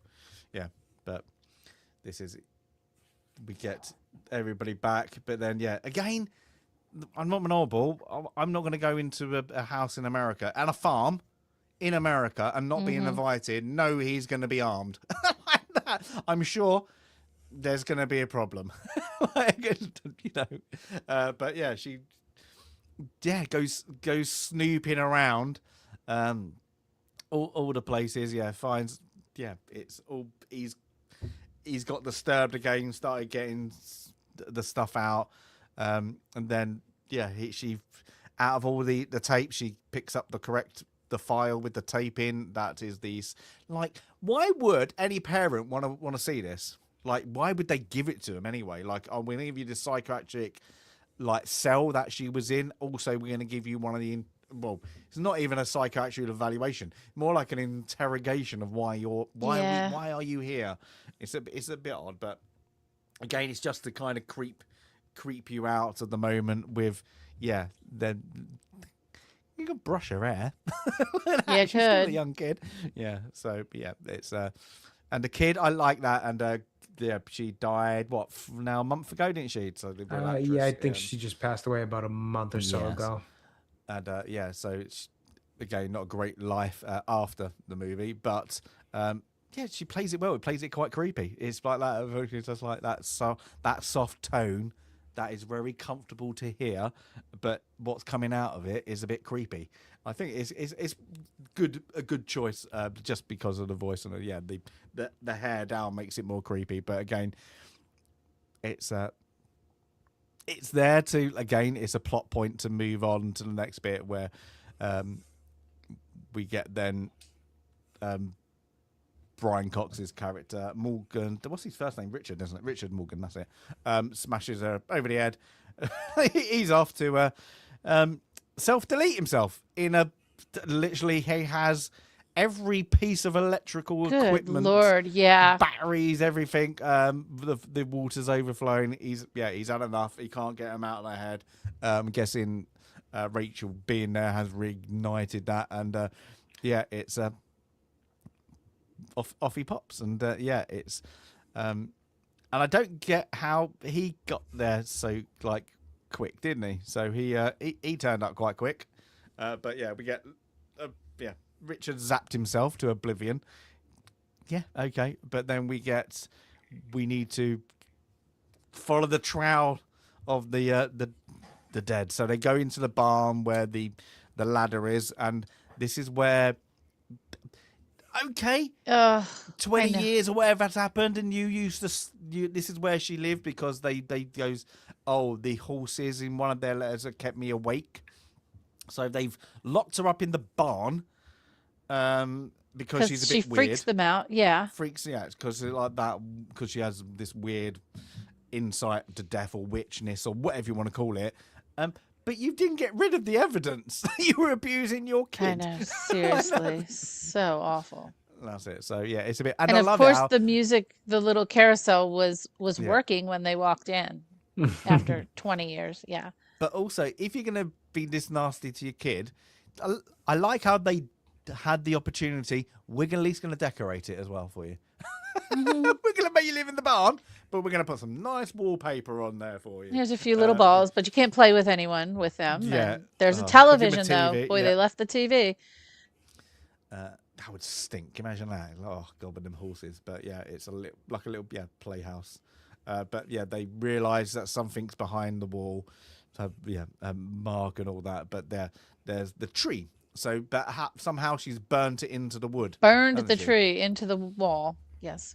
So yeah, so And that is her psychic ability, is burning images onto film and paper and walls and people's minds is what she does. She's telephotographic or something, whatever they call it, where she's burning images into people's brains and into the brain. places. Yeah. But then we get back to the tree, and then we get kind of just the weirdness now. And again, it's getting to the point where we need to have a look at they find by chance he knocks over some marbles and they go into a dip into the thing. So they built the living room, a lounge or whatever above the The well. yeah, the well. Okay. Well, it's the cabin, right? They're back at the cabin. Yep. Yeah, so that's it. But good well, good sturdy well. I must say that. And then they drop, and then they don't hear anything, do they? That's it. And then would you? No, you both heard the 7. You're both freaking out about it. Everything you've seen is coming to light. You are about to have your pending death. When he buggers off, and of course she falls down the well. But before that, would you leave? You'd be like, no, you stay here. I'm not going anywhere. I'm not being left alone any time. You just freak out, wouldn't you? Just be like, nope, like that. Do not leave me. So yeah, she gets knocked down into the well. I hate to say, when I did this, it reminded me of Army of Darkness. I was expecting a Deadite to come down like that, but she's like, okay. Yeah, I guess you could survive it with a big chasm at the bottom. That's fine. I don't mind that. But yeah, it's again, she's researching. Like, would there still be she picks off a fingernail? Would that still present or would that decay? Don't know. Who knows? But then she realizes she's having now visions. But it was one of the images. Yeah, one of the images was the fingernail breaking. Yeah. And then she realizes, well, she was alive when she got put in there. She was alive, and then we now get the story of what happened to her kid. Image, yeah, a little bit different. So her mum, who now it doesn't. I don't think they really go into is if I forgot what is the girl's name. She's like Samara. Samara, that's it. Is adopted, but they say she wasn't supposed to have kids. So no, I think that, do they? Did Richard go into it? He says she wasn't supposed to have kids. Yeah, I think what happened was, because you see in the medical records a bunch of miscarriages. So I think after just like a lot of trying and having unfortunate miscarriages, I think she finally got pregnant, was my understanding. But maybe I'm just kind of filling that in with headcanon. Yeah, maybe. They don't mention anything about adoption. So I've always just assumed that somehow she finally got pregnant. Does the Japanese version? I can't remember. I I don't watch it as well. I'm curious because now I don't know. I've always assumed she somehow got pregnant, and it was kind of like that. The only reason I do is either me mixing up with another movie because I'm adopted, and it's me mixing it up, and I was watching it with my girlfriend at the time, and I can't remember if it was this or another one, and I went, "Well, you have to watch out for the adopted people." She just freaked out, and I was like, "Oh, didn't mean to freak you out like that." But yeah.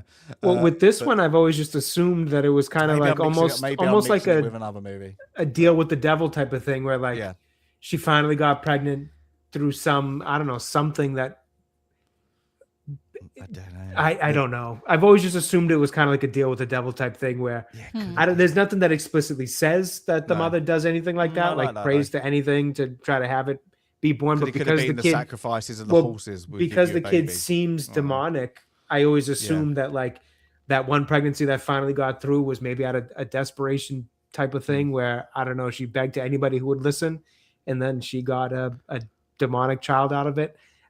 Again, that's all headcanon because they don't talk about that at all. I've just always assumed, like, because the way he says, she was never supposed to have a kid was almost that, like, unfortunate when you're in that situation, you try to have a kid so many times and it doesn't work out. At some point, you just probably assume like it was never supposed to happen. You kind of make peace with it to say, look, it just wasn't for us. It was never going to happen. And then when it does happen, it's a demonic child. You'd probably think extra like this thing was never supposed to be here. It's here as a curse or something like that. That's always been my understanding of it because I don't know where her psychic, demonic, spiritual powers come from otherwise. Now I'm going to have to say back because I said it earlier. What about why did they build on the cabin? So wouldn't it be easier instead of building a cabin over to fill in because you're not using it anymore? Just fill in the well, grow something over it. Yeah. Just literally smash it up, fill it in, put some cement in it, do something. Let's build a structure so we can still get to it. Just in case. Just in case. It's a bit odd. But yeah, this is a gruesome. So yeah, the mother, because she's freaked out by her daughter, result is she's puts a bag over her head, suffocates her, and then pushes her down the well. Of course, the kid was still alive when it got into the well. And then, Rachel has this vision of that moment. So, she goes to search for the well. We first get a glimpse of the girl as a fool until, the decay of, that. And it's meant to symbolize, like, okay, she's at rest now. This restless soul. You broke the curse. The curse is broken. I'm going to put you to rest now. Dude comes back with half a fire hose or something. That he was running with to try to get to her, and I guess somehow eventually they got. He got a lot of police on that island, though. I'm guessing they would have one or two sheriffs. He got a lot of police and fire crew there. I'm giving that. I would think they're bringing the heavier equipment in from the mainland, probably. Yeah. So, but they get there quick because it's still the same. It's night time. Yeah. You'd think they'd be like, look. You have a sheriff go calling it all off. We have to wait like a day. Because, it's not emergency. We're retrieving a dead body, but we've got to wait for the mainland. We've got the ferry. The tide is coming in or whatever. It's going to. And they got past 10 o'clock and she's still alive. She's broken the curse. Yeah. So she thinks it's because, put him to rest until, it's, again, it's the morning comes with the freaky kid. Freaky kid. Oh, what happened? No, you weren't supposed to do it. like I say, what? You let her out. You weren't supposed to let her out. I like that because if anybody's like, first time they've seen it, it's like, oh God, and the kid's like panicking. It's like, no, you shouldn't have done that. So the curse is not broken. Now she knows because now he's got the mark on his arm. Yeah, and we go back to Noah who believes, everything is done and then we get the iconic moment of, you can't turn off the TV. None of that. Now, I did read a fact when they released this on DVD. If you watch, because there was the special bit on, you could watch this, so you could watch just the curse video. They disabled the controller. They did something to the DVD with disable. Oh my God! So you couldn't stop it. So you couldn't pause it or stop it. Oh my God! Watch. I was like, whoever put that coding on that DVD, that you lost control of your controller. I was like, that is brilliant. That would have scared the crap out of loads of people. I thought I was going like, no, pause it. I'm getting freaked out. I can't turn it off. I can't. Nothing. I was like, apparently some clever. Movie theaters handed out the VCR tapes on the way out. Oh, no kidding. Yeah. That's fun marketing. Yeah. Apparently, somebody secretly on whatever network in America played it with no background. It was just like a commercial and went in over of course the watershed and then just played that. They don't do anything fun like that. With no background. I was like, liking it. Fair play. Don't do anything fun like that. You know how I don't know if you ever heard about we'll talk about it if it comes up on the wheel, but the movie Psycho. the trailers for Psycho, it was just Alfred Hitchcock admonishing the audience in advance that if they give away the secret, he'll come and sue you. And it was literally just Alfred Hitchcock yelling at the audience in the trailer. That's brilliant. Absolutely brilliant. I think this we want though a trailer that entices you not go to the movie. Not when you watch a trailer, you're like, I've just seen it all. I've just seen the whole film. Need. Yeah, just seen the whole film. I like them little. Ooh, what is that? Mm-hmm. So yeah, it's good. But yeah, so we get the kid whilst he's getting things, but then we get Noah. Poor Noah. Would you run? Very expendable. Run. That's the thing. Okay, I know it's just a trope, but if something came out of my television and is crawling toward me or walking toward me, I'm not going to crawl. I'm going to turn around, stand up, and run as fast as humanly possible. At least try and boot it in the face before anything like that. It's like the movie The Blob, if you've ever seen that. I mean, it goes at like 0.05 miles per hour, but somehow you can't run fast enough from the Blob. It's like that when somebody gets hit by a car in movies and you realise, why didn't you just and they carry on walking, like running straight, and you're like, you could have just gone left and you. Oh, like Austin Powers with or in The Omen, yeah. Yeah, exactly. In The Omen, the lady running down the road. It's like, don't get off the road. Get off the road. Do a zigzag at least. Oh, but yeah, this is the iconic one. Yeah, Rickon and the zigzag. Yeah. Coming out. When she comes out, freaky though. It's great. It is good. Good effects. They hold up pretty well. Yeah. I like how they use these kind of distorted TV view effect on her, where it's like she's kind of glitching her way towards walking towards him. It was cleverly done. Yeah. But this is where it would have I think a change into the lighting into this make the rest of it a little bit more uplifting. And then when it goes bad, it goes to this great. It helps. It helps. Mm-hmm. But yeah, that's a good look. There we go. Don't be scared, people. That's it. But yeah, it's he falls and then she runs in and he's turns the chair after a lot of bit. He's literally a zombie thing, and then she's she just lets her go and find it. Oh my God, what a horrible human you are, Rachel. And she hides, and I don't know why she hides. Like it's she's I'm guessing she think, well, maybe like you couldn't even say, oh, they thought I murdered him because look, there's something unnatural's happened to him. Yeah, it's obvious. So but again, we only see a brief look at him later, but she's decides the best course of action is to burn the original, but then she realizes it's done, but then she gets another tape, doesn't she? Like, well, she's sitting there wondering why I think she even says like, what did I do different that they didn't? Yeah. And then she realizes it was that she made a copy of the tape. Yeah. So once we got that, there we go. Oh, there we go. Good little picture there of him. So she realizes that's the only conclusion. And then this is the kind of morality of this is to keep them alive. They have to keep on make a copy. But they have to that copy is going to be out there then, and they have to give the copy out because they can't destroy it. So then even the kid goes, well, what happens to the people that watch it? And he's like, well, there you go. That's it. So it's the what you're gonna do. What you're gonna do. So it's because at the end you always see the ring. So I like how it just ends on the static. I think that's quite good. Mm-hmm.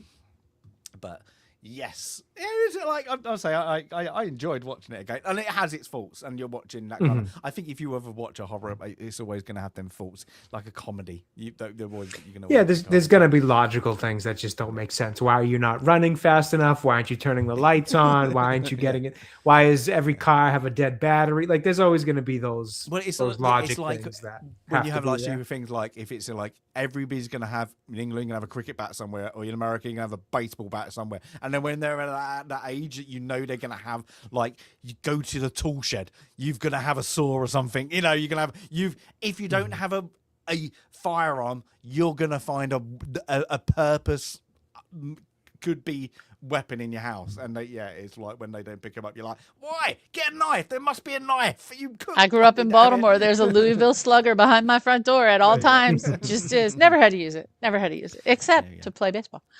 There you go. But Sandy, I'm guessing this got good numbers. I am guessing you would be absolutely correct. Now, the film itself, as I mentioned, okay, sorry, I sorted in the wrong order here. Oh, I was going to say, it felt like a short movie. Sorry. There we go. 1 hour 55. Yeah, less than 2 hours. Yeah. The book was written in 1991, and the Japanese film Ringu was released in 1998. The US version released in 2002, and all three versions slightly different, just slightly different in different ways. I think, Jay, you mentioned the son, you mentioned the story about the dad and how he met his end. So little details different in each story. The direction by Gore Verbinski, and I like when I saw, Gore Verbinski, I know that name, and I couldn't remember, like, as much as I recognized the name, I couldn't think of any of his films off the top of my head, so I had to look up the films. It's Pirates of the Caribbean or Caribbean. I was like, okay. Yeah. I knew the name sounded familiar as well. I was like, just also forgot to look it he's up. He's a famous director, producer, etc. And I couldn't think, but where do I know the name? It's got to be something that I love the Pirates of the Caribbean. And he did he didn't do the first one, but he did like the next three. He did the Dead Man's Chest and World's End, but nothing else. So why do we know? I'm just wondering, like, why do we know Gore Verbinski? Don't know. It's one of those names that just sticks. Maybe you just remember the name. Yeah. Now the little boy, David Dorfman, he's not been really in anything else, as we mentioned when we were talking about the Omen character. And it was filmed, yes, in green, gritty darkness in Washington, Oregon, and in California. Now, what did the numbers do? Let's start with the Japanese version. It was the highest grossing film at the time in Japan. And it is still, I believe, the highest grossing horror film in Japan. So let's start with the US numbers. It was made for a budget of $48 million, and it took in $249 million. That would be $470 million today. So it was definitely a box office hit. Now, we still have this bias in our major awards, like the Oscars and the BAFTAs. We have a bias against horror. I think the bias... Sorry, keep talking. I'll be right back. Yeah, that's okay. Mm-hmm. I think the bias against sci-fi is slowly going away, and the bias against fantasy definitely has gone away, with the Lord of the Rings successes. But still, there's this bias against horror. So the Saturn Awards, which is the sci-fi, fantasy, horror genre type awards, is really the only place where a film like this is going to get some recognition. And it did win the Saturn Award for Best Picture, Best Actress for Naomi Watts, and for Best Makeup.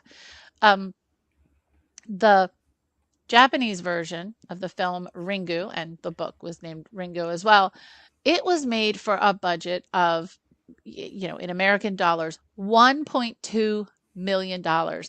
And it made $19.5 million. Well, that doesn't seem like a lot. That's a 16 times profit for that film. Again, making it the highest grossing horror film in Japan cinema. Officially, and I say officially, there were 2 sequels to The Ring, the American version, because there was also a short film and some other films not officially associated with the story. And in Ring 2, I'm always looking for this. I'm shocked to find that The Ring 2 does include the Wilhelm scream, so you'll have to see. Apparently, it's at 1 hour 39 minutes that the Wilhelm scream is used in The Ring 2. And this film, the other thing I always look up is to see if the film is included in the National Film Registry. This film is not included in the National Film Registry, but I'm not surprised about that. Jay, why don't you go first? Sure. So great pick, by the way. Oh, thank you, and great information there. That's actually interesting to know that it did so well at the. Oh God, what is the name of those sci-fi awards again? It already just slipped my mind. Is it Saturn Awards, right? Awards. Saturn. Mm-hmm. It's interesting to know it did so well there. I didn't realize that.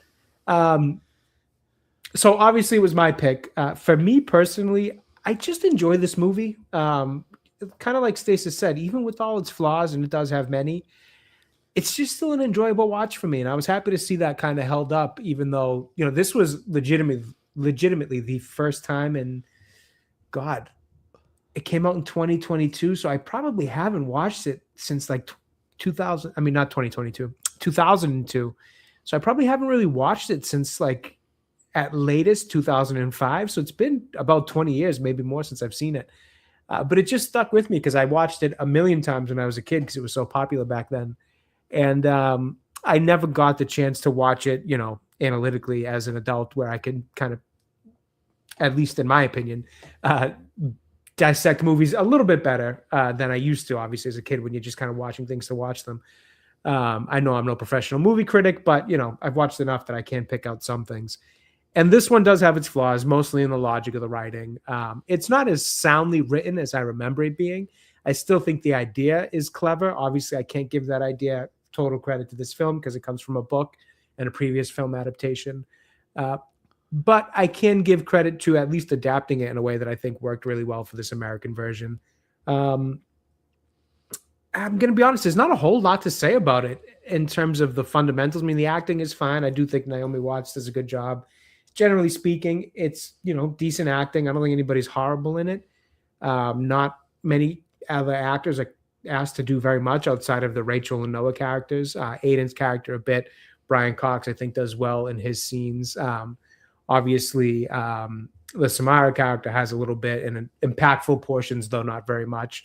So really, it's just Naomi Watts and the guy who plays Noah that have the most to handle, and they do well with it, I think, in terms of, horror genre acting. I think what stood out to me the most from like a fundamental side of things was the cinematography in this movie is far, or at least I'm able to appreciate it more now than I was as a kid.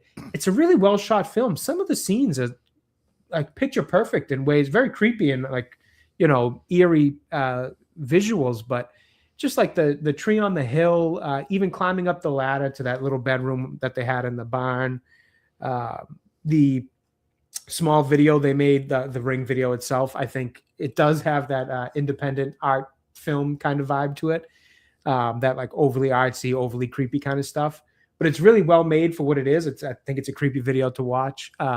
So everything, the way that shot's really well done, like the film within the film is shot well, but again, just the scenery and the way they set up some of those shots was, I thought, fairly impressive. I thought the movie looked much, much better than I ever realized it did. Watching it this time around. So in terms of a score, it's a different scale. Like I said, I'm not the biggest horror fan, so I kind of put horror all on a totally different scale, similar to how I do comedy. I think it's like a 5.5 for me, but like a really enjoyable one. I know that score doesn't sound great, but again, I enjoy the movie overall. I think the whole video and the 7 days later you die thing is an interesting concept. I think it makes you think enough. It's not super cerebral or anything like that, but you are kind of putting the pieces of the puzzle along with the character as they go through. So, it's not a super good mystery or anything like that or super clever, but it also, feels like it takes you on a little bit of a journey while kind of creeping you out and scaring you. So I like it. I give it a solid 5.5. I don't think it's going to be, anything that blows anybody away. I think its phenomenon was really captured in the era that it came out in because it was something different. I don't know that people will view it now and feel like it maybe makes sense that it was as big of a thing as it was back then, but growing up in the time with it, it felt appropriate, the praise that it got. So I still like it to this day. I think it holds up pretty well, and I recommend it. Very good, very good. Sandy, Well, the one thing you I remember we know noticed, you love horror, so that's fine. I don't, but I like the old silly B movie kind of horror, but I do appreciate like a good scary story. Um, so on this viewing, I probably saw the film, didn't see it in the theaters, probably saw it whenever it was, out on rental a couple of years after it was out. Years later, when watching the series Sherlock, the Benedict Cumberbatch, Martin Freeman series. I don't know if anyone out there's watched it. It's really good. In the third season, it gets really super creepy with a high functioning, psychotic, sort of telekinetic younger sister of Sherlock Holmes. Her name was Euros, and she had long, stringy black hair, and she could do things with her mind. And you find out later that as a child, she set a house on fire and drowned a kid in a well. And I always thought that was inspired by this film. And for me, it kind of, I don't want to say downgraded how I felt about the Sherlock series, because I felt like, did they steal this inspiration for this character? And then all the research says, nope, nope, nope, they didn't. It was just, there has to be. I'm going to tell anyone who's watched Sherlock, now that I've watched this on a second run, oh my gosh, there has to be a connection. Um, again, and for me, it kind of took Sherlock down a little bit. But back to this film, back to The Ring. I really do want to read the book because I want to see what's different. What I think the film does really well is what you commented on. This film does need that tone, that bluey green filter over all of it. And I think it absolutely fits. I do like the quick cut scenes in the video. I love the use of black and white. I absolutely always love black and white for showing contrast. And I think the the way that the the the gore part of it, the violence and the gore part, I do think it is measured. I don't think it's overdone. I don't think they just go for they're not going for the shock factor, they're going for the scary factor. They're trying to make you uncomfortable as a viewer, and I do like that. They're not just trying to shock and to overdo the gore. Where it does fall down for me is the actual plot. Now, I do like a well done mystery. I love my Agatha Christie. I love my Alfred Hitchcock. And because at the end, the stories are always so well sewn up.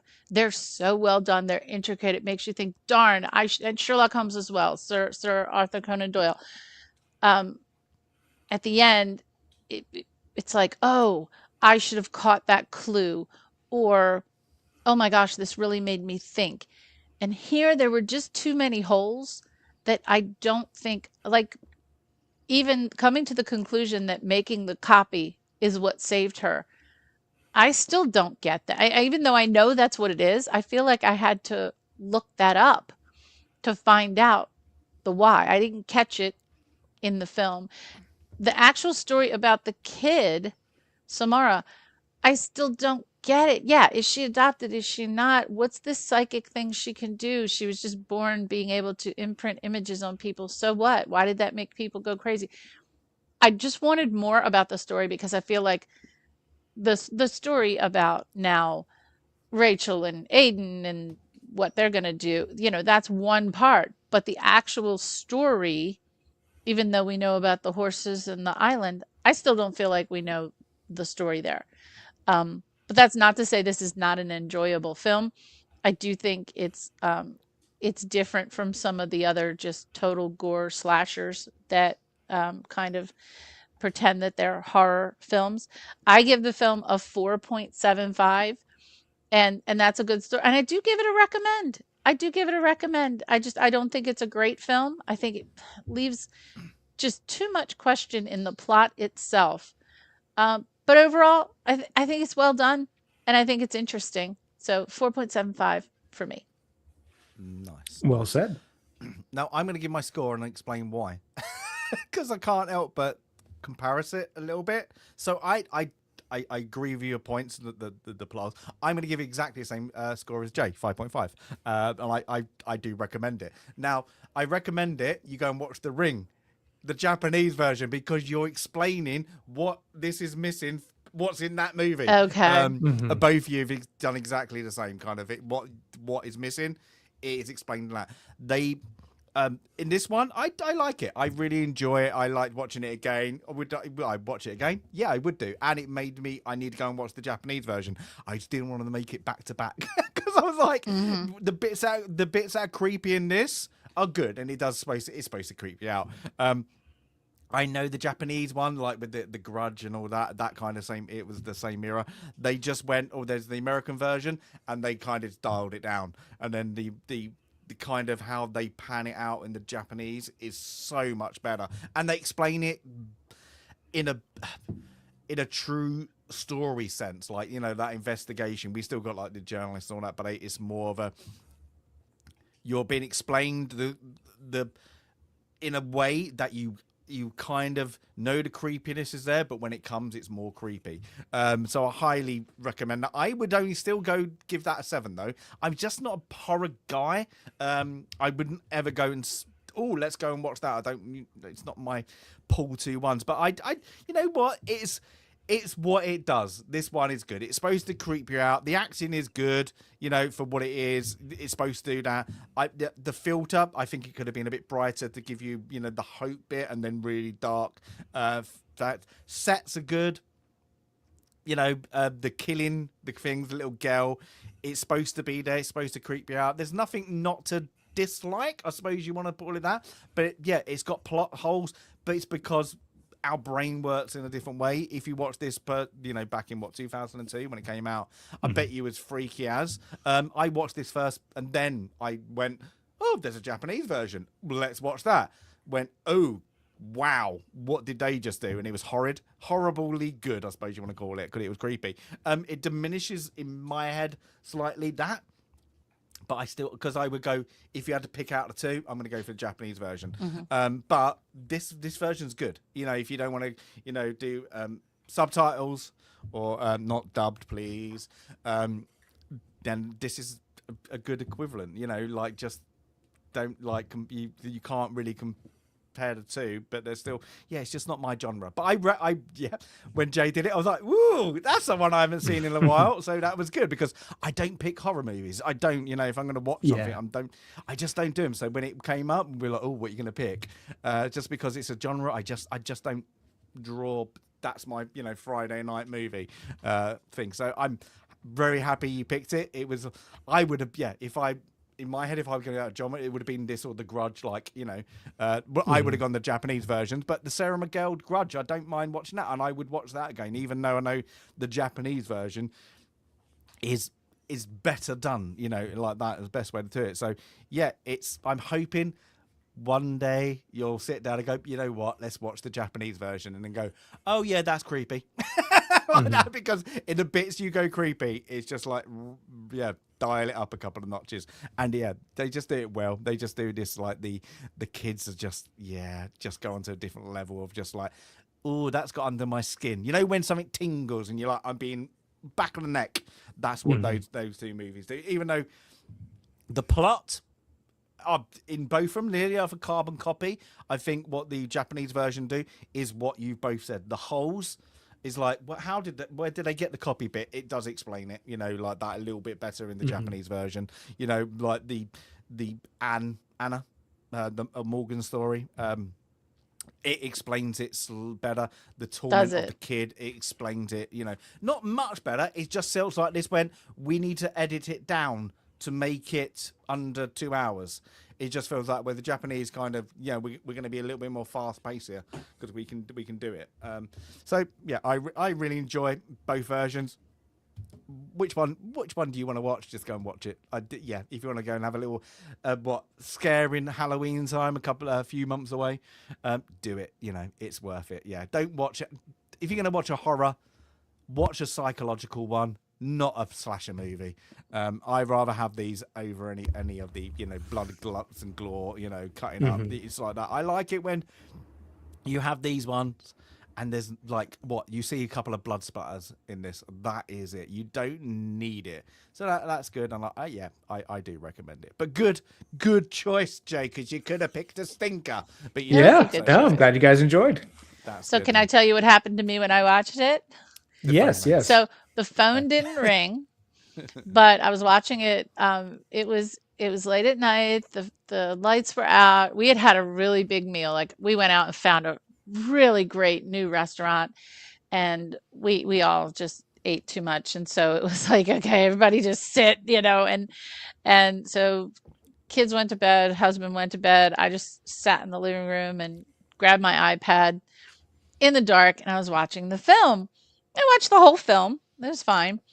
But then I did look up some YouTube videos and things to try to explain the plot, right? What was the plot about? And I'm reading some criticism, as I often do.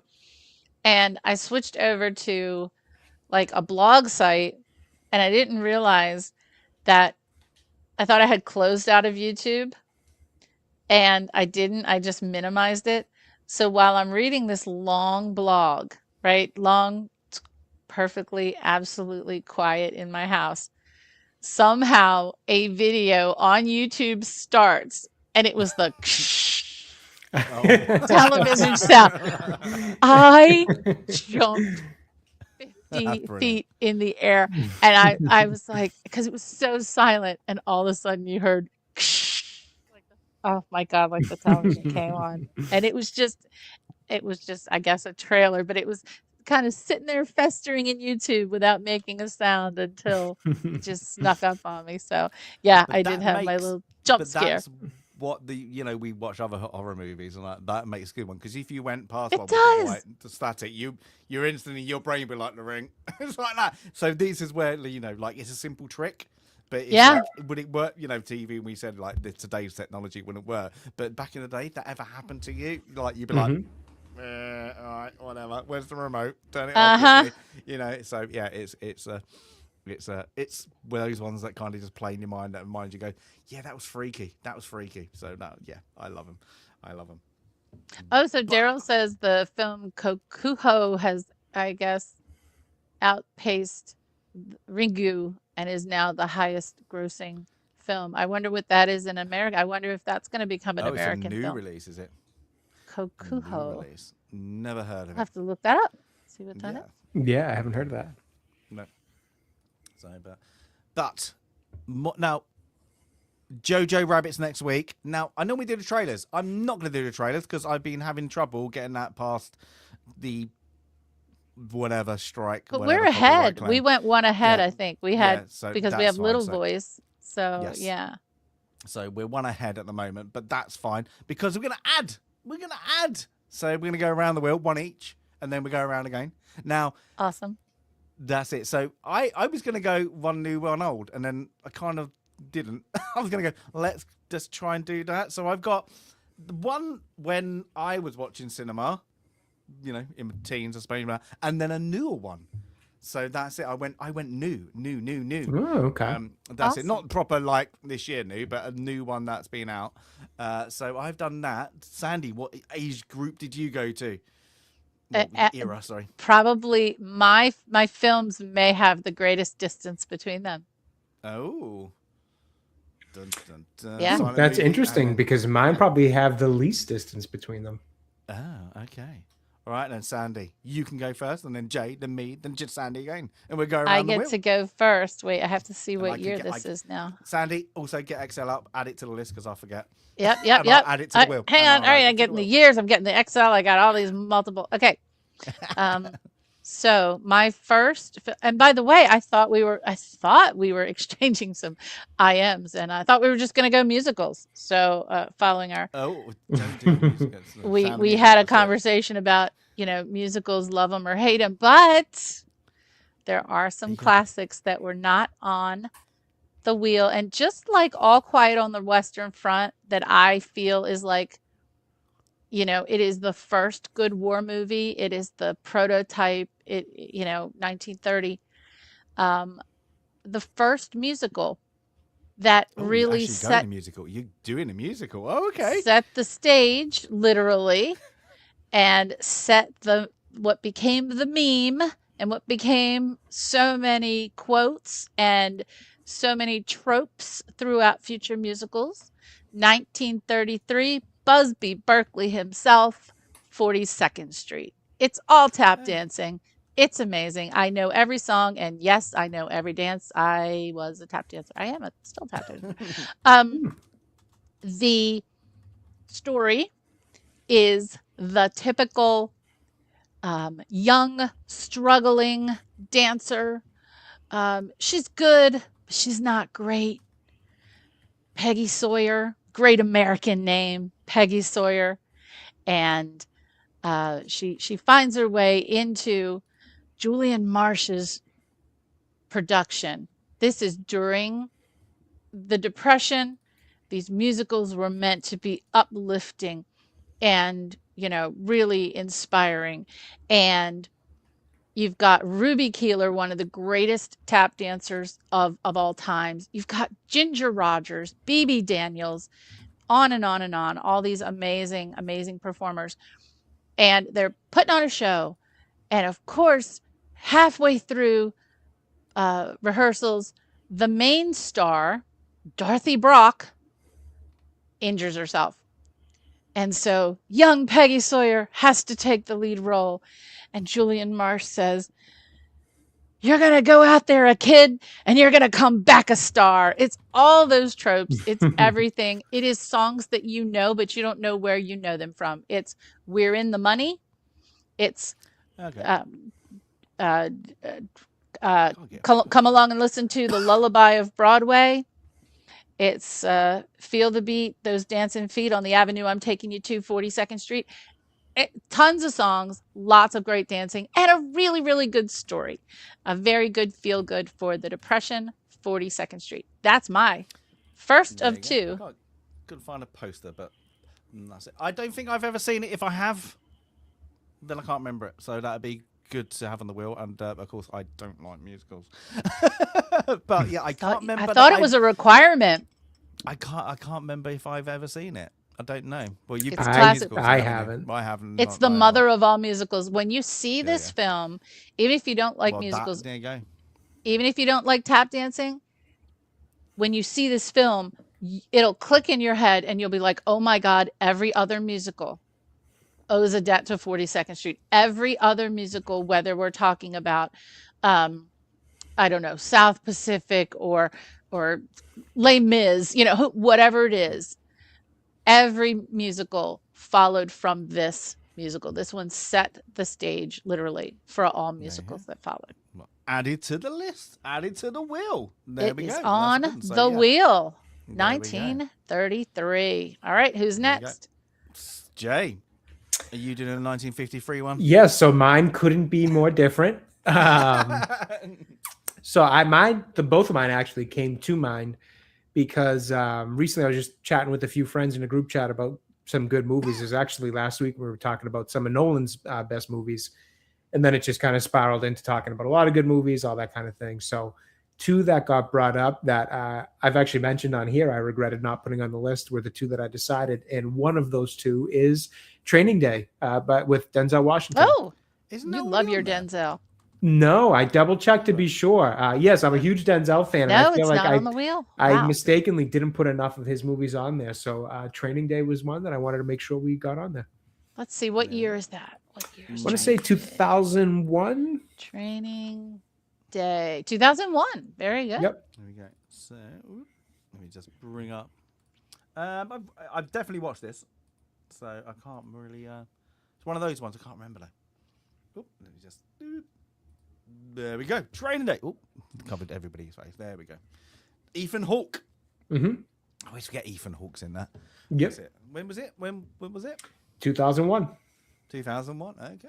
Lovely.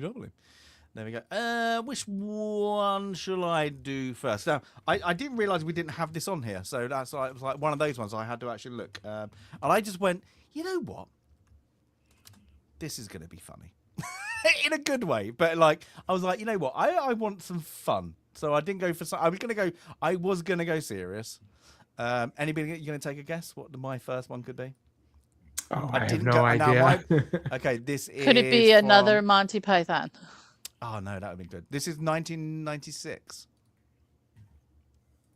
96. No, and I couldn't believe it wasn't on the post on our wheel. Here we go. It's Robert Rodriguez. We're gonna dust till dawn. Oh, okay. Oh, I don't think I've seen it. Yeah, I've never seen it in its unedited version. I've seen it on TV way back in the day, but not actually as it is. So yeah, what year is that? 1998 or six? Okay, something like that. Yeah. 1996. So yeah. Okay. Yeah. So I remember going to cinema to watch this as well. So yeah, it was being snuck in. Yeah, I'm 18. Wasn't. But yeah, this is Robert Rodriguez, Quentin Tarantino co-starring, and yeah, one of our first outside of ER George Clooney ones. Mm-hmm. So yeah, it's a bit corny, a bit of fun. And I was like, why not? Why not? So that's my first ad. And then we're going to do something a bit new. So, and hopefully then Jay's definitely doesn't sound like you're going to have the same pick. But Sandy, what is your second pick? Let's see. 70. Cut you both off there. Yeah. I'm doing some math in my head. Hang on. I'm trying to see what is the span between my movies because my second movie is 2022. So I go from 1933 to 2022 is, let's see, that's 70, that's 69 plus 22, that's 91 years. So 91 years between films. And again, I thought musicals were the requirement. I'm saying that kind of tongue-in-cheek here. And I did mention this film last week because I said we didn't have any Bollywood on the list. Oh, okay. And the film is RRR. RRR. The film is RRR. And this is a really cool film of two patriots on opposite sides of the, not the class divide in India, but, you know, one is kind of loyalist royalist and one is more on the independence for India side. And they're it's like spy, double spy, double spy, triple spy, and they're friends. And it is an amazing, like, if I were to call it a buddy movie, it's more than a buddy movie. And did I mention it's a musical?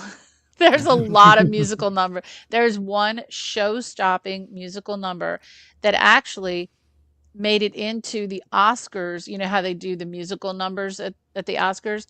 And it made it into the Oscars because it's such an intricate dance and everybody was like trying to do, it's really hard to do.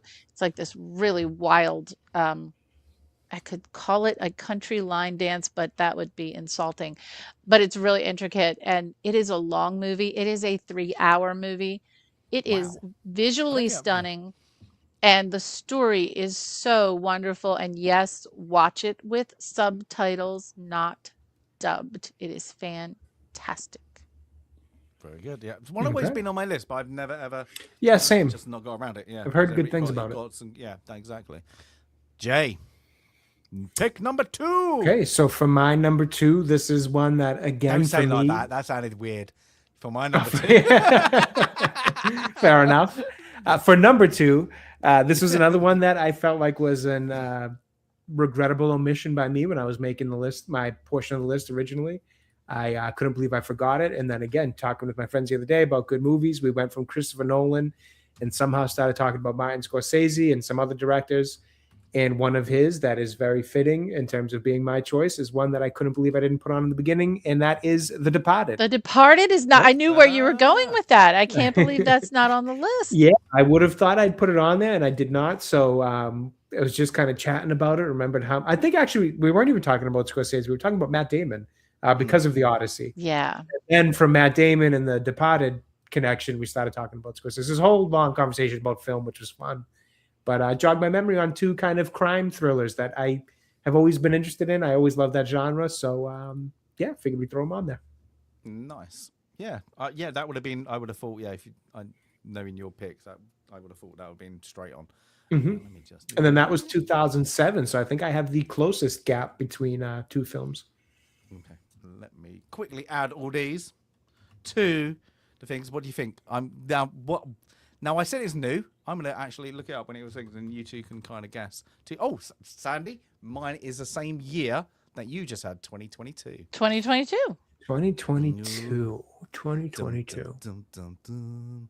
If you get it, that'd be quite good. I was like, you know what? Let's have something a bit fun. So hold it. I don't know. I need another hint. I don't want to give it away. Well, it's a COVID movie. So hold it. We've got 24, 23, RRR, The Departed. It has references to Thomas the Tank Engine in it.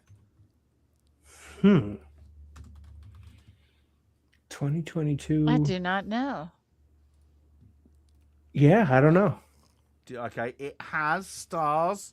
I'm just going to give it probably away. Sandra Bullock in it as a very minor role. It's not Bird Box, is it? No, it had Brad Pitt in it. Oh, Bullet Train. Yeah. Oh yes, Bullet Train. Thomas the I thought we Tank had this Engine. on there. No kidding. I was like, "Where's the train?" Bullet Train. There we go, Bullet Train. I had lips. I was like, you know what? Let's have some fun. So Yeah, this was a fun movie. Things. Yeah, and I think it's very because it was a COVID release, wasn't it? So, yeah. Yeah, so there you go. So a little bit different. I've gone for I went to action packed, and Sandy, you went for two musicals. Musicals. Well, one of them isn't also very action packed. It is very action packed. It's everything. That film is I mean, literally, if you could call a musical an epic, it's an epic. It really is, and it's wonderfully shot, like I said. So yeah. Interesting. Yeah, I was going to take the spectrum, but I was like, no, let's not do that because I think, genres could come up and on the wheel and do that. But as we can't do Jojo Rabbit, well, I'm not going to do it because I'm just having problems getting things. But that's next week. So we're going to do that. Should we just do the wheel after 2 years and be one advance, and then we won't do one on Jojo Rabbit Day? Yeah, that's fine. Let's do that. That's fine. That's it. It's going to be another horror. Now we're going to get. But I don't think we got any other horrors on there that is an actual horror. I think it would just be mine and Sandy's. We've got more creepy horror, or psychological. Oh, you got the Omen, haven't you? I got the Omen on there. There we go. So I think we've only officially had Event Horizon, Halloween, and now this one. There you go. But the new ones. Oh no, I've got a B horror. Definitely got a B horror movie. So yeah, that's definitely. We did have Critters, so that was Critters. Yeah, that was something. That's a B. That's a B. I love it. It's going to be one of my weird ones again, isn't it? Let's do this. What did he make us watch? Again, we haven't had a martial arts though. No, not a proper one. There we go. And we're slowly. This will be. Episode, what is it, Sandy? This will be, I'll put it on the list. What was it? This will be 94. This will be 94. So we're creeping there. I bet we get something so bizarre. We're going to get something weird. Something weird like, what was this? 100. And I think there's only one weird French one on there. Maybe two. No, Children of the whatever. Happy Scary Carnival. What the hell was that? Lost Children City. Oh, so Jesus, funny that you mentioned that movie. So I actually meant to send you guys a screenshot in Discord because I was recently doing some research for a video that I wanted to work on PlayStation 1, the original PlayStation console, and some of the games on it. And I was watching a video just kind of reminding me of some of the games that I've forgotten over the years. And wouldn't you know, the children of the City of Lost Children had a video game tie-in for the PlayStation 1. Yeah, I was shocked. I could not believe it that it legitimately got a movie. That was the era of video game tie-ins for movies. I just would have never have thought that of all movies would have had one. So yeah, it has a video game for the PS1. There you go. See, you guys were wrong. Okay. Apparently, there was a big fandom for it. I guess Apparently, we're wrong. enough to get a video Yeah, we're game. wrong. Well, we called it last week with a musical, and we got kind of a comedy musical with Little Voice. Fancy anything? As it's, what do you think? Go back to Gangster. That's our first one. Oh, we haven't done a gangster in a while. I wonder Yeah, what and else then is on Gangster. there. Goodfellas. You know, we did Casino, Goodfellas is still Godfellow. on there, Could yeah. be one of the new Godfather. ones. I've shuffled it, but who knows? Yeah. Let's do this. Should we do it? Oh, literally go. the new ones we just put on. You've put on the wheel. Yeah, just put them on the wheel. Are you Oh. kidding? Oh my Oh, gosh. it'd we're be fast. Give it great a if one of shuffle. those came we up. could get. I hope I another spelled ready. everything correctly. I would be embarrassed. Okay. Well, I took it from IMDb, so there we go. Better. we go. Safer. Ready, steady, let's go. Do a crazy wild card again. Yeah.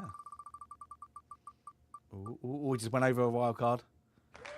Oh! Oh wow! Here we we did go. get a wild card. We got there All was right, two. cool. I saw wild card. I didn't see the red wild card. Oh, we're back to my favourite time. Is we're having a game. It was definitely worth doing one more wheel for the 2-year There anniversary. you go. then. Everybody loves a wild Yep. card. All right, okay. Let's get this up. You Now know- wait. Now how did we get our last wild card? It was What was it? What did it end up? Oh, Jojo Jojo Rabbit. Rabbit. Jojo Rabbit. Yeah, yeah, Jojo it was Rabbit. Jojo Yeah. Rabbit. Taika I think- Waititi. I Okay. think we picked the Overlords. Yes, you did, category. because it was the writers, wasn't it? He came up as Okay. a writer, not actually that. So let's, if you remember, because I can never remember. Let's enter the Jeopardy. I don't know. So we got Passport to Podium. We done once, I think. I think so. Time That was the Richard tape Burton. tabs. Yeah. That was the Richard Burton one because it came up with, time lapse. Time capsules. What was that one?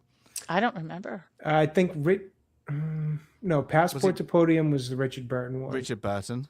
Then we had the Timeline dates. Tapes and Oh no, Tumble. it was the Oscar ones. Oh, that's Oscar, right. That's how we got Nightmare to Alley. The Nightmare Alley. Hmm. So you've not done Pulp to Projection, but you have done Overlords that got you the writers. But of course, you only picked one category out of each. So guys, what is it gonna be? 2 year, make it good. Did I pick the think so. category or the number last time, Jay? I don't remember. I think I picked the number. I think you picked the category. Yeah, I think I did Do I need a category. You wheel did for number. you two to pick? I'll go ahead and pick Pulp to Projector, and then you pick the number. And Ooh. I'll pick number 3. Ooh, number 3. And I can't remember. Look, the thing is, I can't remember what I put as them now. Oh, ooh, Newspaper, news magazine or magazine to to film. Ooh, good one, good one. Okay, there we go. I know the best newspaper story to film, What's which that? then became a book, is In Cold Blood. That's good. That should be on your list. But now there's a wheel. Yes, there is. The first one that comes to mind for me would be Spotlight. Was a pretty good Oh, yeah. one. Yeah. Having gone to Catholic school. That's a big one. Sorry, I'm going to actually. So I'm looking at, because I've got so many now lists, I have to find the right word. All right, and then. Oh, yes, this is it. Yes, this is it. I'm just going to give it a quick shuffle. Give it out a shuffle. And this is going to be like, what's going on? Okay, let's share. So, of course, this one was the... Oh, no, hold it. There we go. The news. Is everything off the news? So you might... Can we see there? So we got some other ones. So this is everything that has ever been written originally in a newspaper or a magazine, then made into a newspaper, into a movie. Wow. So that's it. So they're originally... And I'm guessing... what's name would have been on here? Serpico. Serpico, and wasn't one of our the dancing one. Saturday Night Fever, wasn't that originally from a? It was a magazine article, yeah. Yeah, there you go. So that would have been it. So we got some good ones on there. I see we have Nightmare on Elm Street is one of the ones there. I see War Dog Day Dogs. Afternoon. That's a There we great go. one. Yeah, Boogie Nights as Awesome. well. So let's find out what it's gonna be. Dum dum dum dum. Top Gun. It could be that.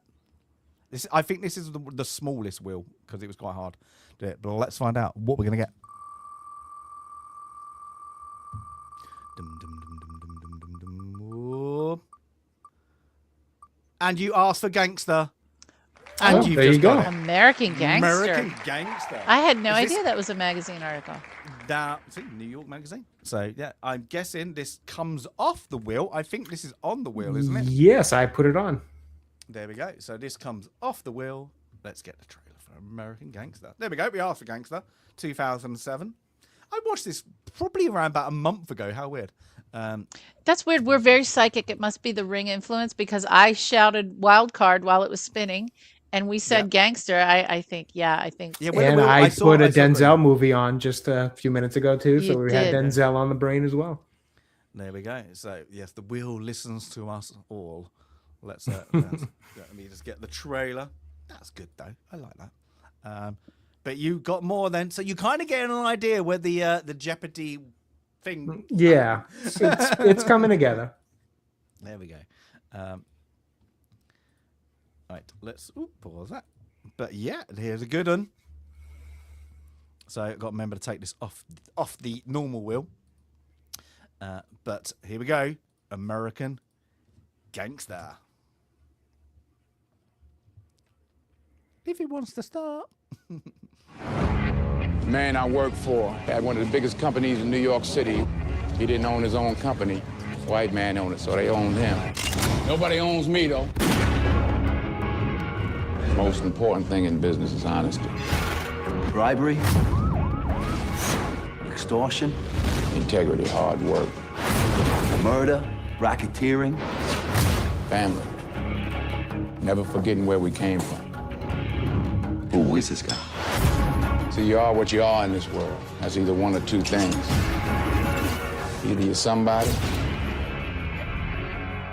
or you ain't nobody.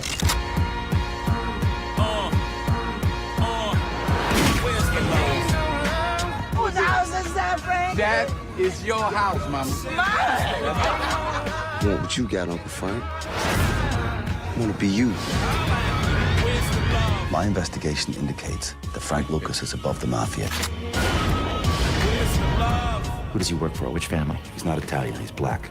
No black man has accomplished what the American mafia hasn't in 100 years. They tried to kill my wife. Frank Lucas is the most dangerous man walking the streets of our city. This is my home. My country. Frank Lucas don't run from nobody. This is America.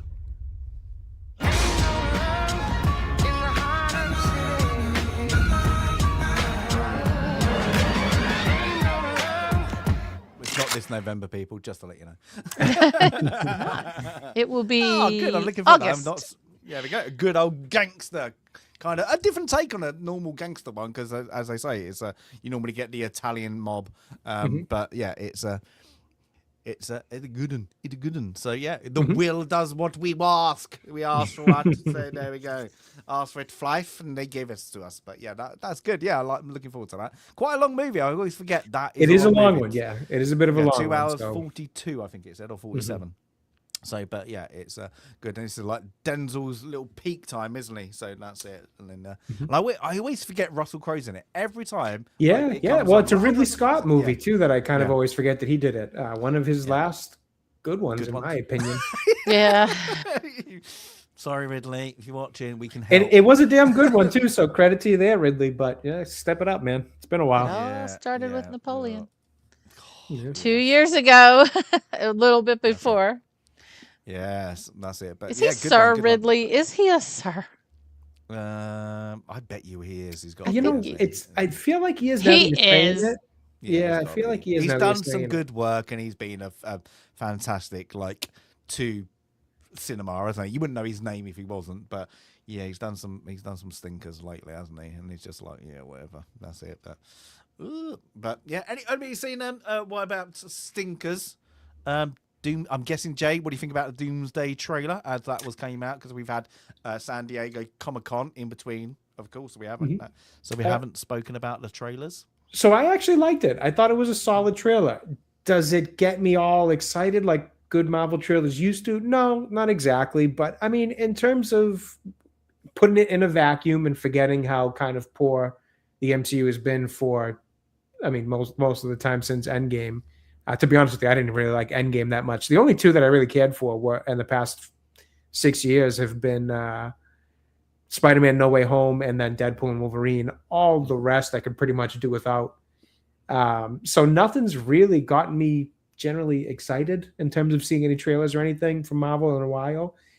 And I don't know if I'd go as far as to say I'm excited for this one, but I'm interested. And, you know, it built up some amount of interest. So job well done there. Multiverse stuff, I'm sick to death of it. I really am. And it's so tiresome that they just keep going back to that well. But again, it's kind of a case where I do like how they're going to use it this time around, like I did in Deadpool and Wolverine and Spider-Man. Yes, I did do a video talking a little bit about it. So thank you for that, Sandy. But, you know, there are occasions where I don't mind the use of the multiverse stuff if it, you know, essentially if it interests me and kind of hits me in the nostalgia like it did in Spider-Man and the Deadpool movie. And this one does. This one hits me right in the nostalgia. I love the original Fox X-Men movies. Seeing those guys come back is fun. Can it carry a movie? I don't know. We'll see. But, you know, if you're just putting it in a vacuum and kind of pushing out the overall look at what Marvel's been the past 6 years since Endgame, or 7 years, I guess. I think that was 2019. It was a fine trailer. It was a enjoyable trailer that got me more excited than I was prior to watching it. That's not to say I'm excited, but it at least had a positive effect on me afterwards. So I'll give it that. I thought it was fine is probably the best word, because it didn't give me a cool, that's looking good. Like, but then it showed me a lot without showing me a lot of what's expected. Except for the, of course, Captain America. Well, we don't even. It might be a multiverse. Reed Richards, not Reed Richards. Steve Rogers. I think it will be. To be honest, and I'm guessing it's going to be that. You're introducing that, and they've done it before, haven't they? In like other ones where we're going to introduce the characters one by one, haven't they? So maybe that's what they're doing. But yeah, the trailer was. It's not a bad trailer. It's just it's not hitting home. It's not making go and get some popcorn and watch this. So I'm hoping the next one's going to be it's got to show a little bit more meat on the bone story wise. Yeah, that's it. Yeah, Sandy, you seen any good ones whilst scouring about the ring, or have you avoided the San Diego Comic-Con stuff? No, I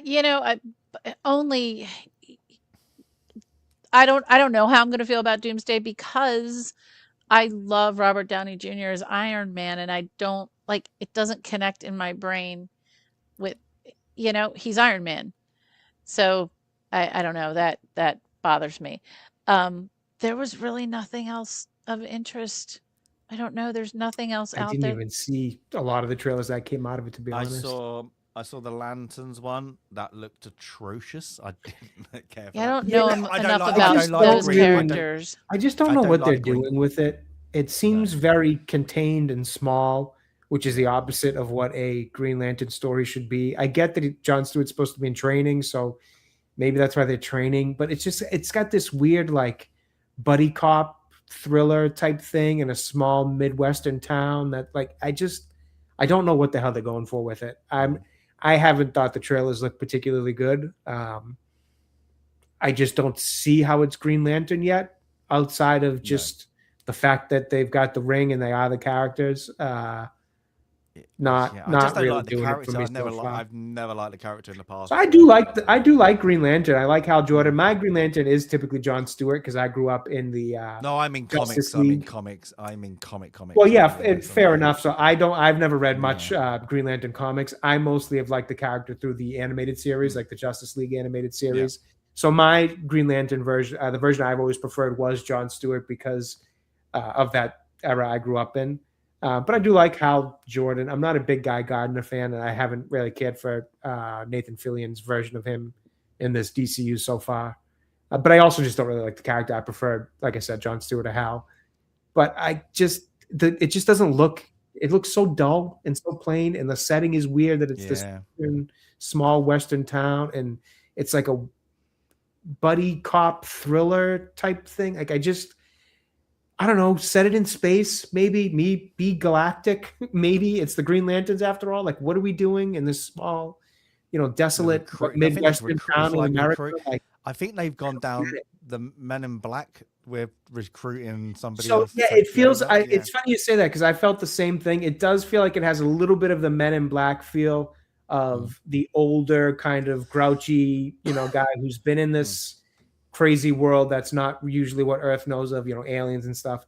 That grouchy kind of veteran who's now bringing on the younger guy who's got to learn. Like I also picked up a little bit of that Men in Black vibe, just with less comedy to it, trying to be more serious, which I think defeats the whole purpose of that Men in Black vibe, because it was that old grumpy, grouchy Tommy Lee Jones character that played so well with Will Smith's high energy, comedic, doesn't take things too seriously character. This just feels so grounded. It's not even grounded, just really, really bland, and just, I don't know, it just looks boring. It looks like it misses. It looks like it's going for that Men in Black vibe, but misses it entirely. We'll see. I don't really have interest in that show. I had the feeling it's going to be a chore to watch. No. Then what was there? There was the Resident Evil new film. Didn't even know they were doing it. I've known they were doing it. I thought the trailer looked okay. That's what I thought it looked good, honestly. It looked okay. I was like, you know what? I don't mind it. And you can't. And the worst thing is, you say, anybody's like, well, it's not like the games. But the first ones were Mila Djokovic. Like the games. Well, yeah, from what I understand, I've never played the game, so I don't know anything about Resident Evil games outside of zombies. And it's, not for nothing.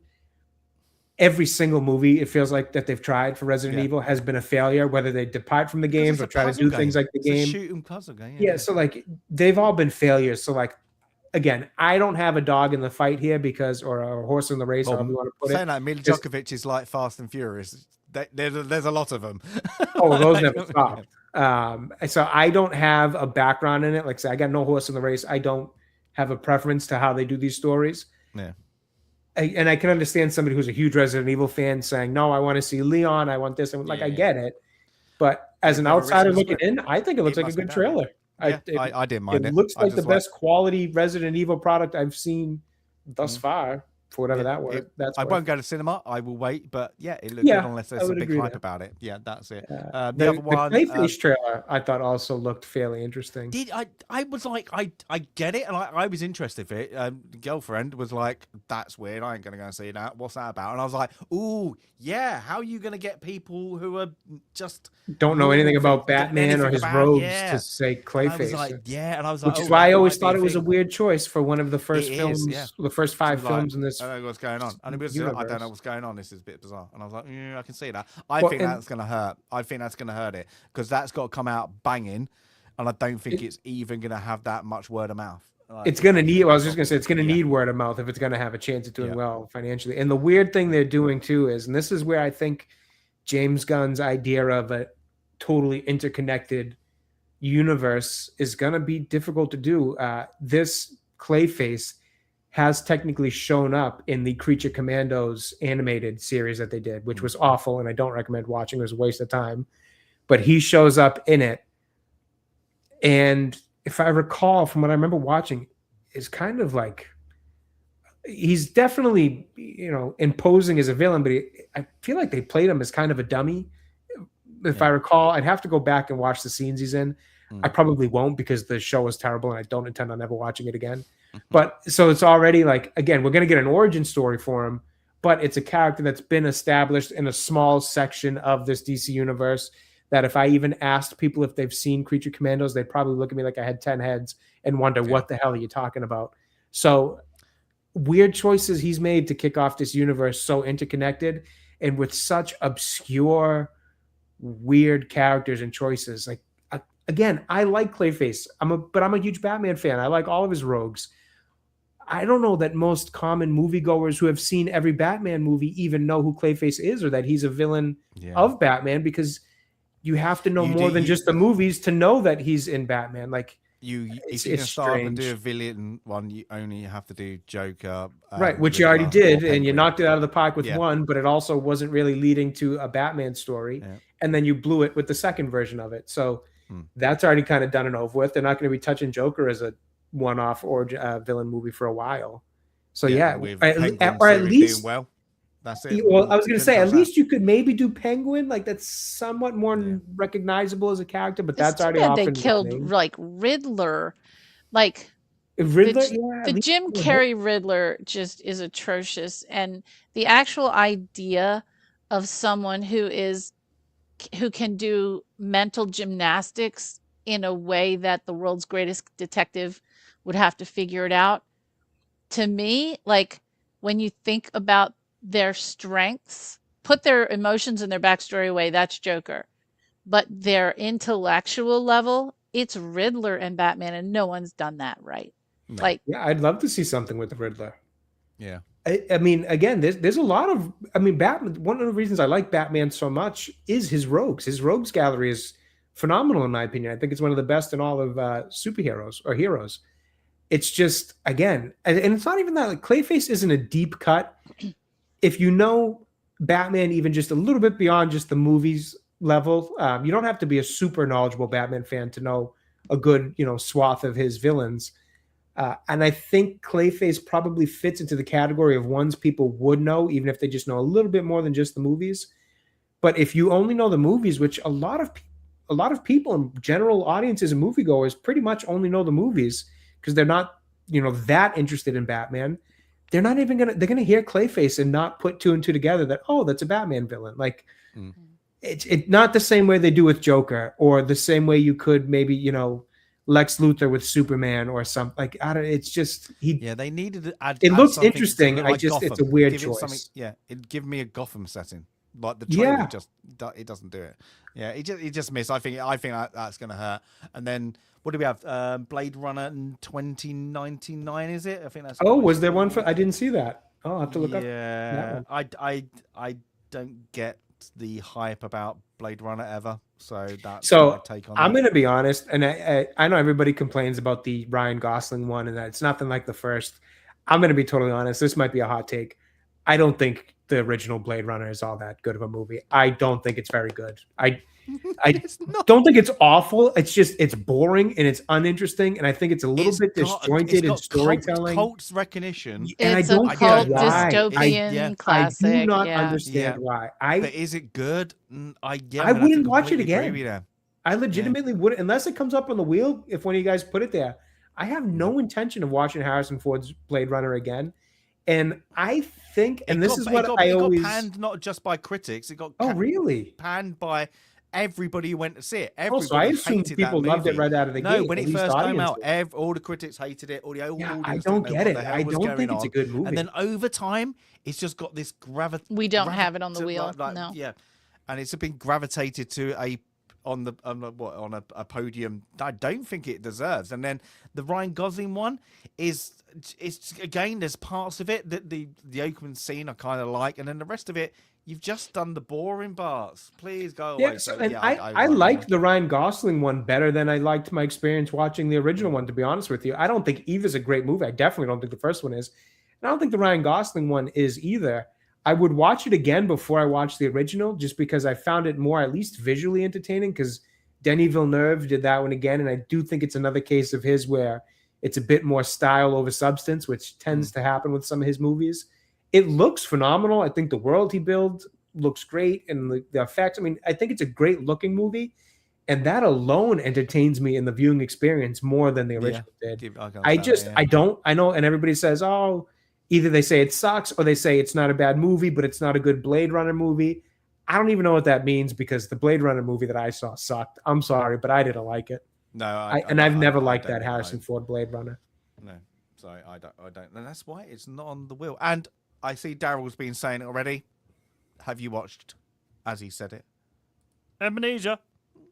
Oh, that trailer! I thought that looked fun. I actually was excited to see that one. I'm glad to see Johnny's working again in a pretty, it seems like a much bigger picture than I think some of the smaller things he's been doing, trying to recover his career. I think he did a French one. I've not seen it. Yeah, yet. something small and I think a little bit yeah, oddball. Yeah, it was, I love it's seeing him in the Sauvage advertisements. He still looks good modeling for The fragrance. cologne there. Yeah, in the few department stores that are still open, you still get your good Johnny Depp poster looking cool, Mm.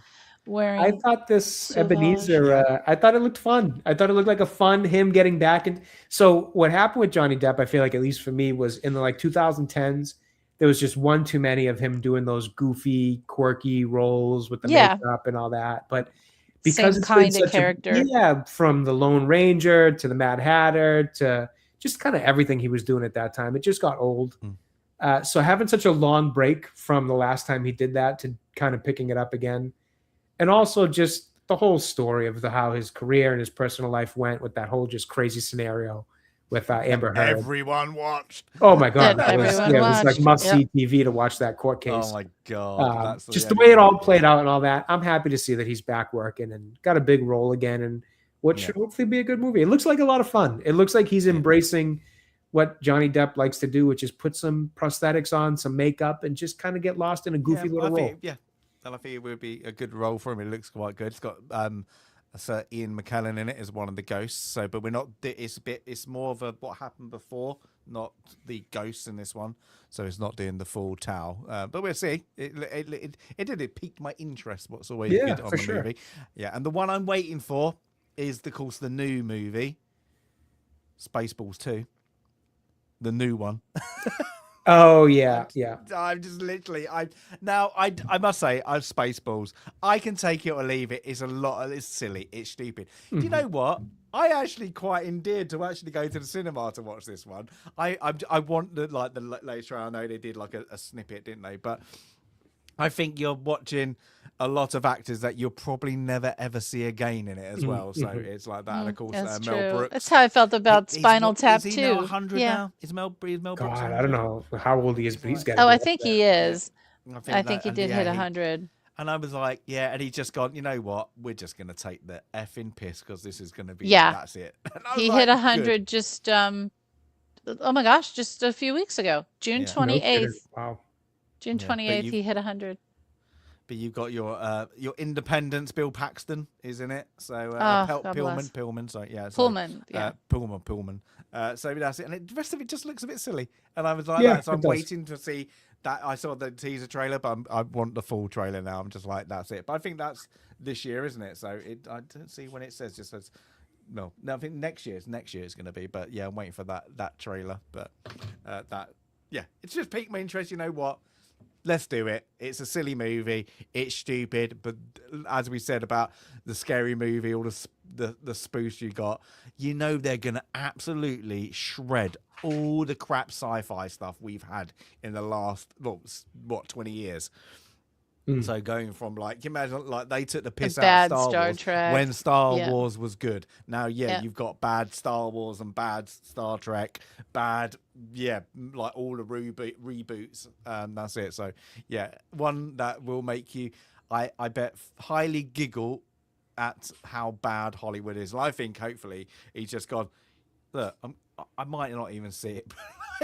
Get to see it, go to cinema or theaters. So it's one I do just, I might have to just get out, especially if it's $4.99 at the cinema. Yeah, why not, right? Yeah, why not indeed? But that's deal. good. But that might be for what. That could be on our wheel for another year's time. So that's it. But we are getting close to the 100. He is 100. There we go. Look, 100. So that's it. But I don't think we got any other Mel Brooks on there. Well, Blazing Saddles maybe is on the list. Young Frankenstein should be on there. Okay. Hang on. Let me see. Is I Young hope I put Frankenstein? Young Frankenstein. If not, I will save that for another time when we're asked to add. Definitely not the producer. I'm not a fan of the producers. I put that on. You did the original one though, right? Yes, not the remake. No. Okay, so hang on. I don't know how we're going to do that with Swing Time for Hitler. Young Frankenstein. Young Frankenstein is not on the list, so we don't have Young Frankenstein. No, that yeah, and I'm a huge fan of brother, his wife. Oh my God, I'm seeing her face. What's her name? Holy moly. Brooks, Mrs. Brooks. No. It's so awful. Anne Bancroft. What? Anne Bancroft, Oh. who died quite a while ago. She died in 2025. But I'm a huge fan of her. She was in The Graduate. She is the lady in 84 Charing Cross Road. She had a background bit part in something we saw recently, Waking Ned Devine. But yeah, there should be more Mel Brooks. We got to let's take a look at the Mel Brooks catalog here and see what we're missing. But Young Frankenstein should definitely be on the wheel. There we go. Yeah, you have to be a bit coy with some of the language, but yeah. Somebody mentioned Frau Blücher earlier today. Why did someone mention Frau Blücher? Because that's from Young Frankenstein. That's it. But yeah, Daryl mentioned Frau Blücher, and I don't know why. When we were saying, yeah, Daryl, why did you mention Frau Blücher when we were talking about scary movies? Yeah. Oh, maybe because she is scary. Okay, she's scary. That's for sure. There we go. But anyway, we got some good ones coming out. So next we've got Jojo Rabbit, Little Voice, American Gangster. That's the order, isn't it? Yes. Mm-hmm. Yes. So American Gangster that'd be 94, 95, and that'd be 96. Ooh, we're getting there. We're getting close. We're getting closer. So that's good. For our 100 club. That's it. Oh, we're gonna get something. What is the worst movie? What we got on there? What we know we have to put it on. We've already had Critters, so that's gone. That's out of there. But oh my God, we could get. We've already had The Princess Bride, so that's Jade. Oh my gosh. I'm gonna go now. I'm gonna get it. She'll be like, I heard that.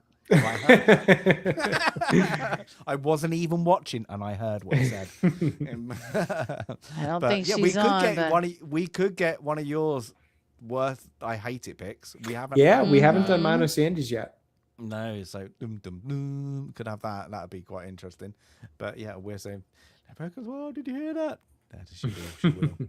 That's it. But yes, but guys, what you got coming up in the meanwhile until Jojo Rabbit? Me, I'm just doing my normal. Hopefully enjoying some good weather tomorrow to get out and about and run around. Still trying to edit some videos. It's taking forever. I've got one that is so close to done, but I need, and I'm not going to curse myself, but I need winter back because I need to be stuck in the house for more hours. You know, these extra hours of sunlight just keep me outside all day, and then I don't get anything done. So I need to get the editing. I need to index. I have thousands of videos and photos that need to be cataloged and indexed. There's just never enough time. So catch me out and about in Washington, D.C. I am tracking down every single fountain in Washington, D.C. because many of them were revitalized and refreshed for America 250. And they really are amazing. There are some fountains that haven't been running in, some of them 30, 40, 50 years. So I think we're up to 27. There are hundreds more to go. There's always a fountain to see and always something cool to see out and about. That's me. Nice. Jay, what are you up to? Honestly, a little bit of the same. Editing. I've got a couple of videos kind of trying to make their way to being released. I just need to finish the editing on them. Then I have to watch a new movie that I'm really excited about. Avatar: The Last Airbender released a new animated movie that's actually written by the original creators. I saw that. Yeah, so it's actually legitimately a work from them, not another Netflix or other adaptation of the original works. Yeah, I ignored the trailer because I was like, "Oh, it's Hollywood. It's one of their crappy." No, movies. So this is actually from I believe the first thing from Avatar Studios, which is the studio they set up to continue Avatar: The Last Airbender lore and projects and things like that. Okay, so I believe this is the first thing they've done. I could be wrong on that, so don't quote me. But this is actually from the original creators, I believe, not somebody else who wants to destroy their work like Netflix seems to continue to do season after season now. People I feel like don't even realize it. They released their second season of the live action show like a month and a half ago, and it's awful. They've completely butchered the story even worse than they did in the first season. So it sucks. I actually stopped watching it like maybe halfway through the season. I will eventually finish it, But there's just points where like I couldn't stop rolling my eyes that I had to just stop and walk away from it because it's just not good. So hopefully this is something actually good from the original creators who know the lore and know how to tell the story the way they want. So going to be watching that hopefully tonight and then working on another video for that as soon as I'm done editing the other 2 that I'm working on. So just as always, the life of a struggling YouTuber trying to live a life and make videos. That's it. I'm still doing my 100 edit of what you guys don't know. I can't wait to see whatever this is going to be. I have to get to the end, and that's it, and until I can do it. So yeah, it's going to be a bit of fun. But I'm doing that. Otherwise, jump in, jump out when I can. That's it. Really busy at the moment in the real life. Unless I win the lottery one day, then Wouldn't I'm that going be on something? holiday. I'm going on a long holiday. That's it. But Film Club will always be here. So that's it. That's it. I'll make my own movie. There we go, and put you 2 in it. Yes. There we go. Just arguing TV blocks. There we go. There you go. There we go.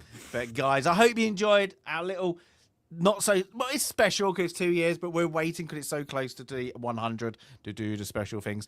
Sandy will have quizzes, so make sure you've watched all the videos. Every single one you have to watch. Yeah, you have to go Beginning back. to end. Yeah, so that's it. Yeah, because we don't remember what we said, so you can help us out. So that's all good. But everybody, I hope you have a great rest of your Saturday. Oh, hold it. Anybody to raid? I forget. We're going to raid. Who can we do? Anybody there? I don't see anybody. Let's see if we got anybody on the list.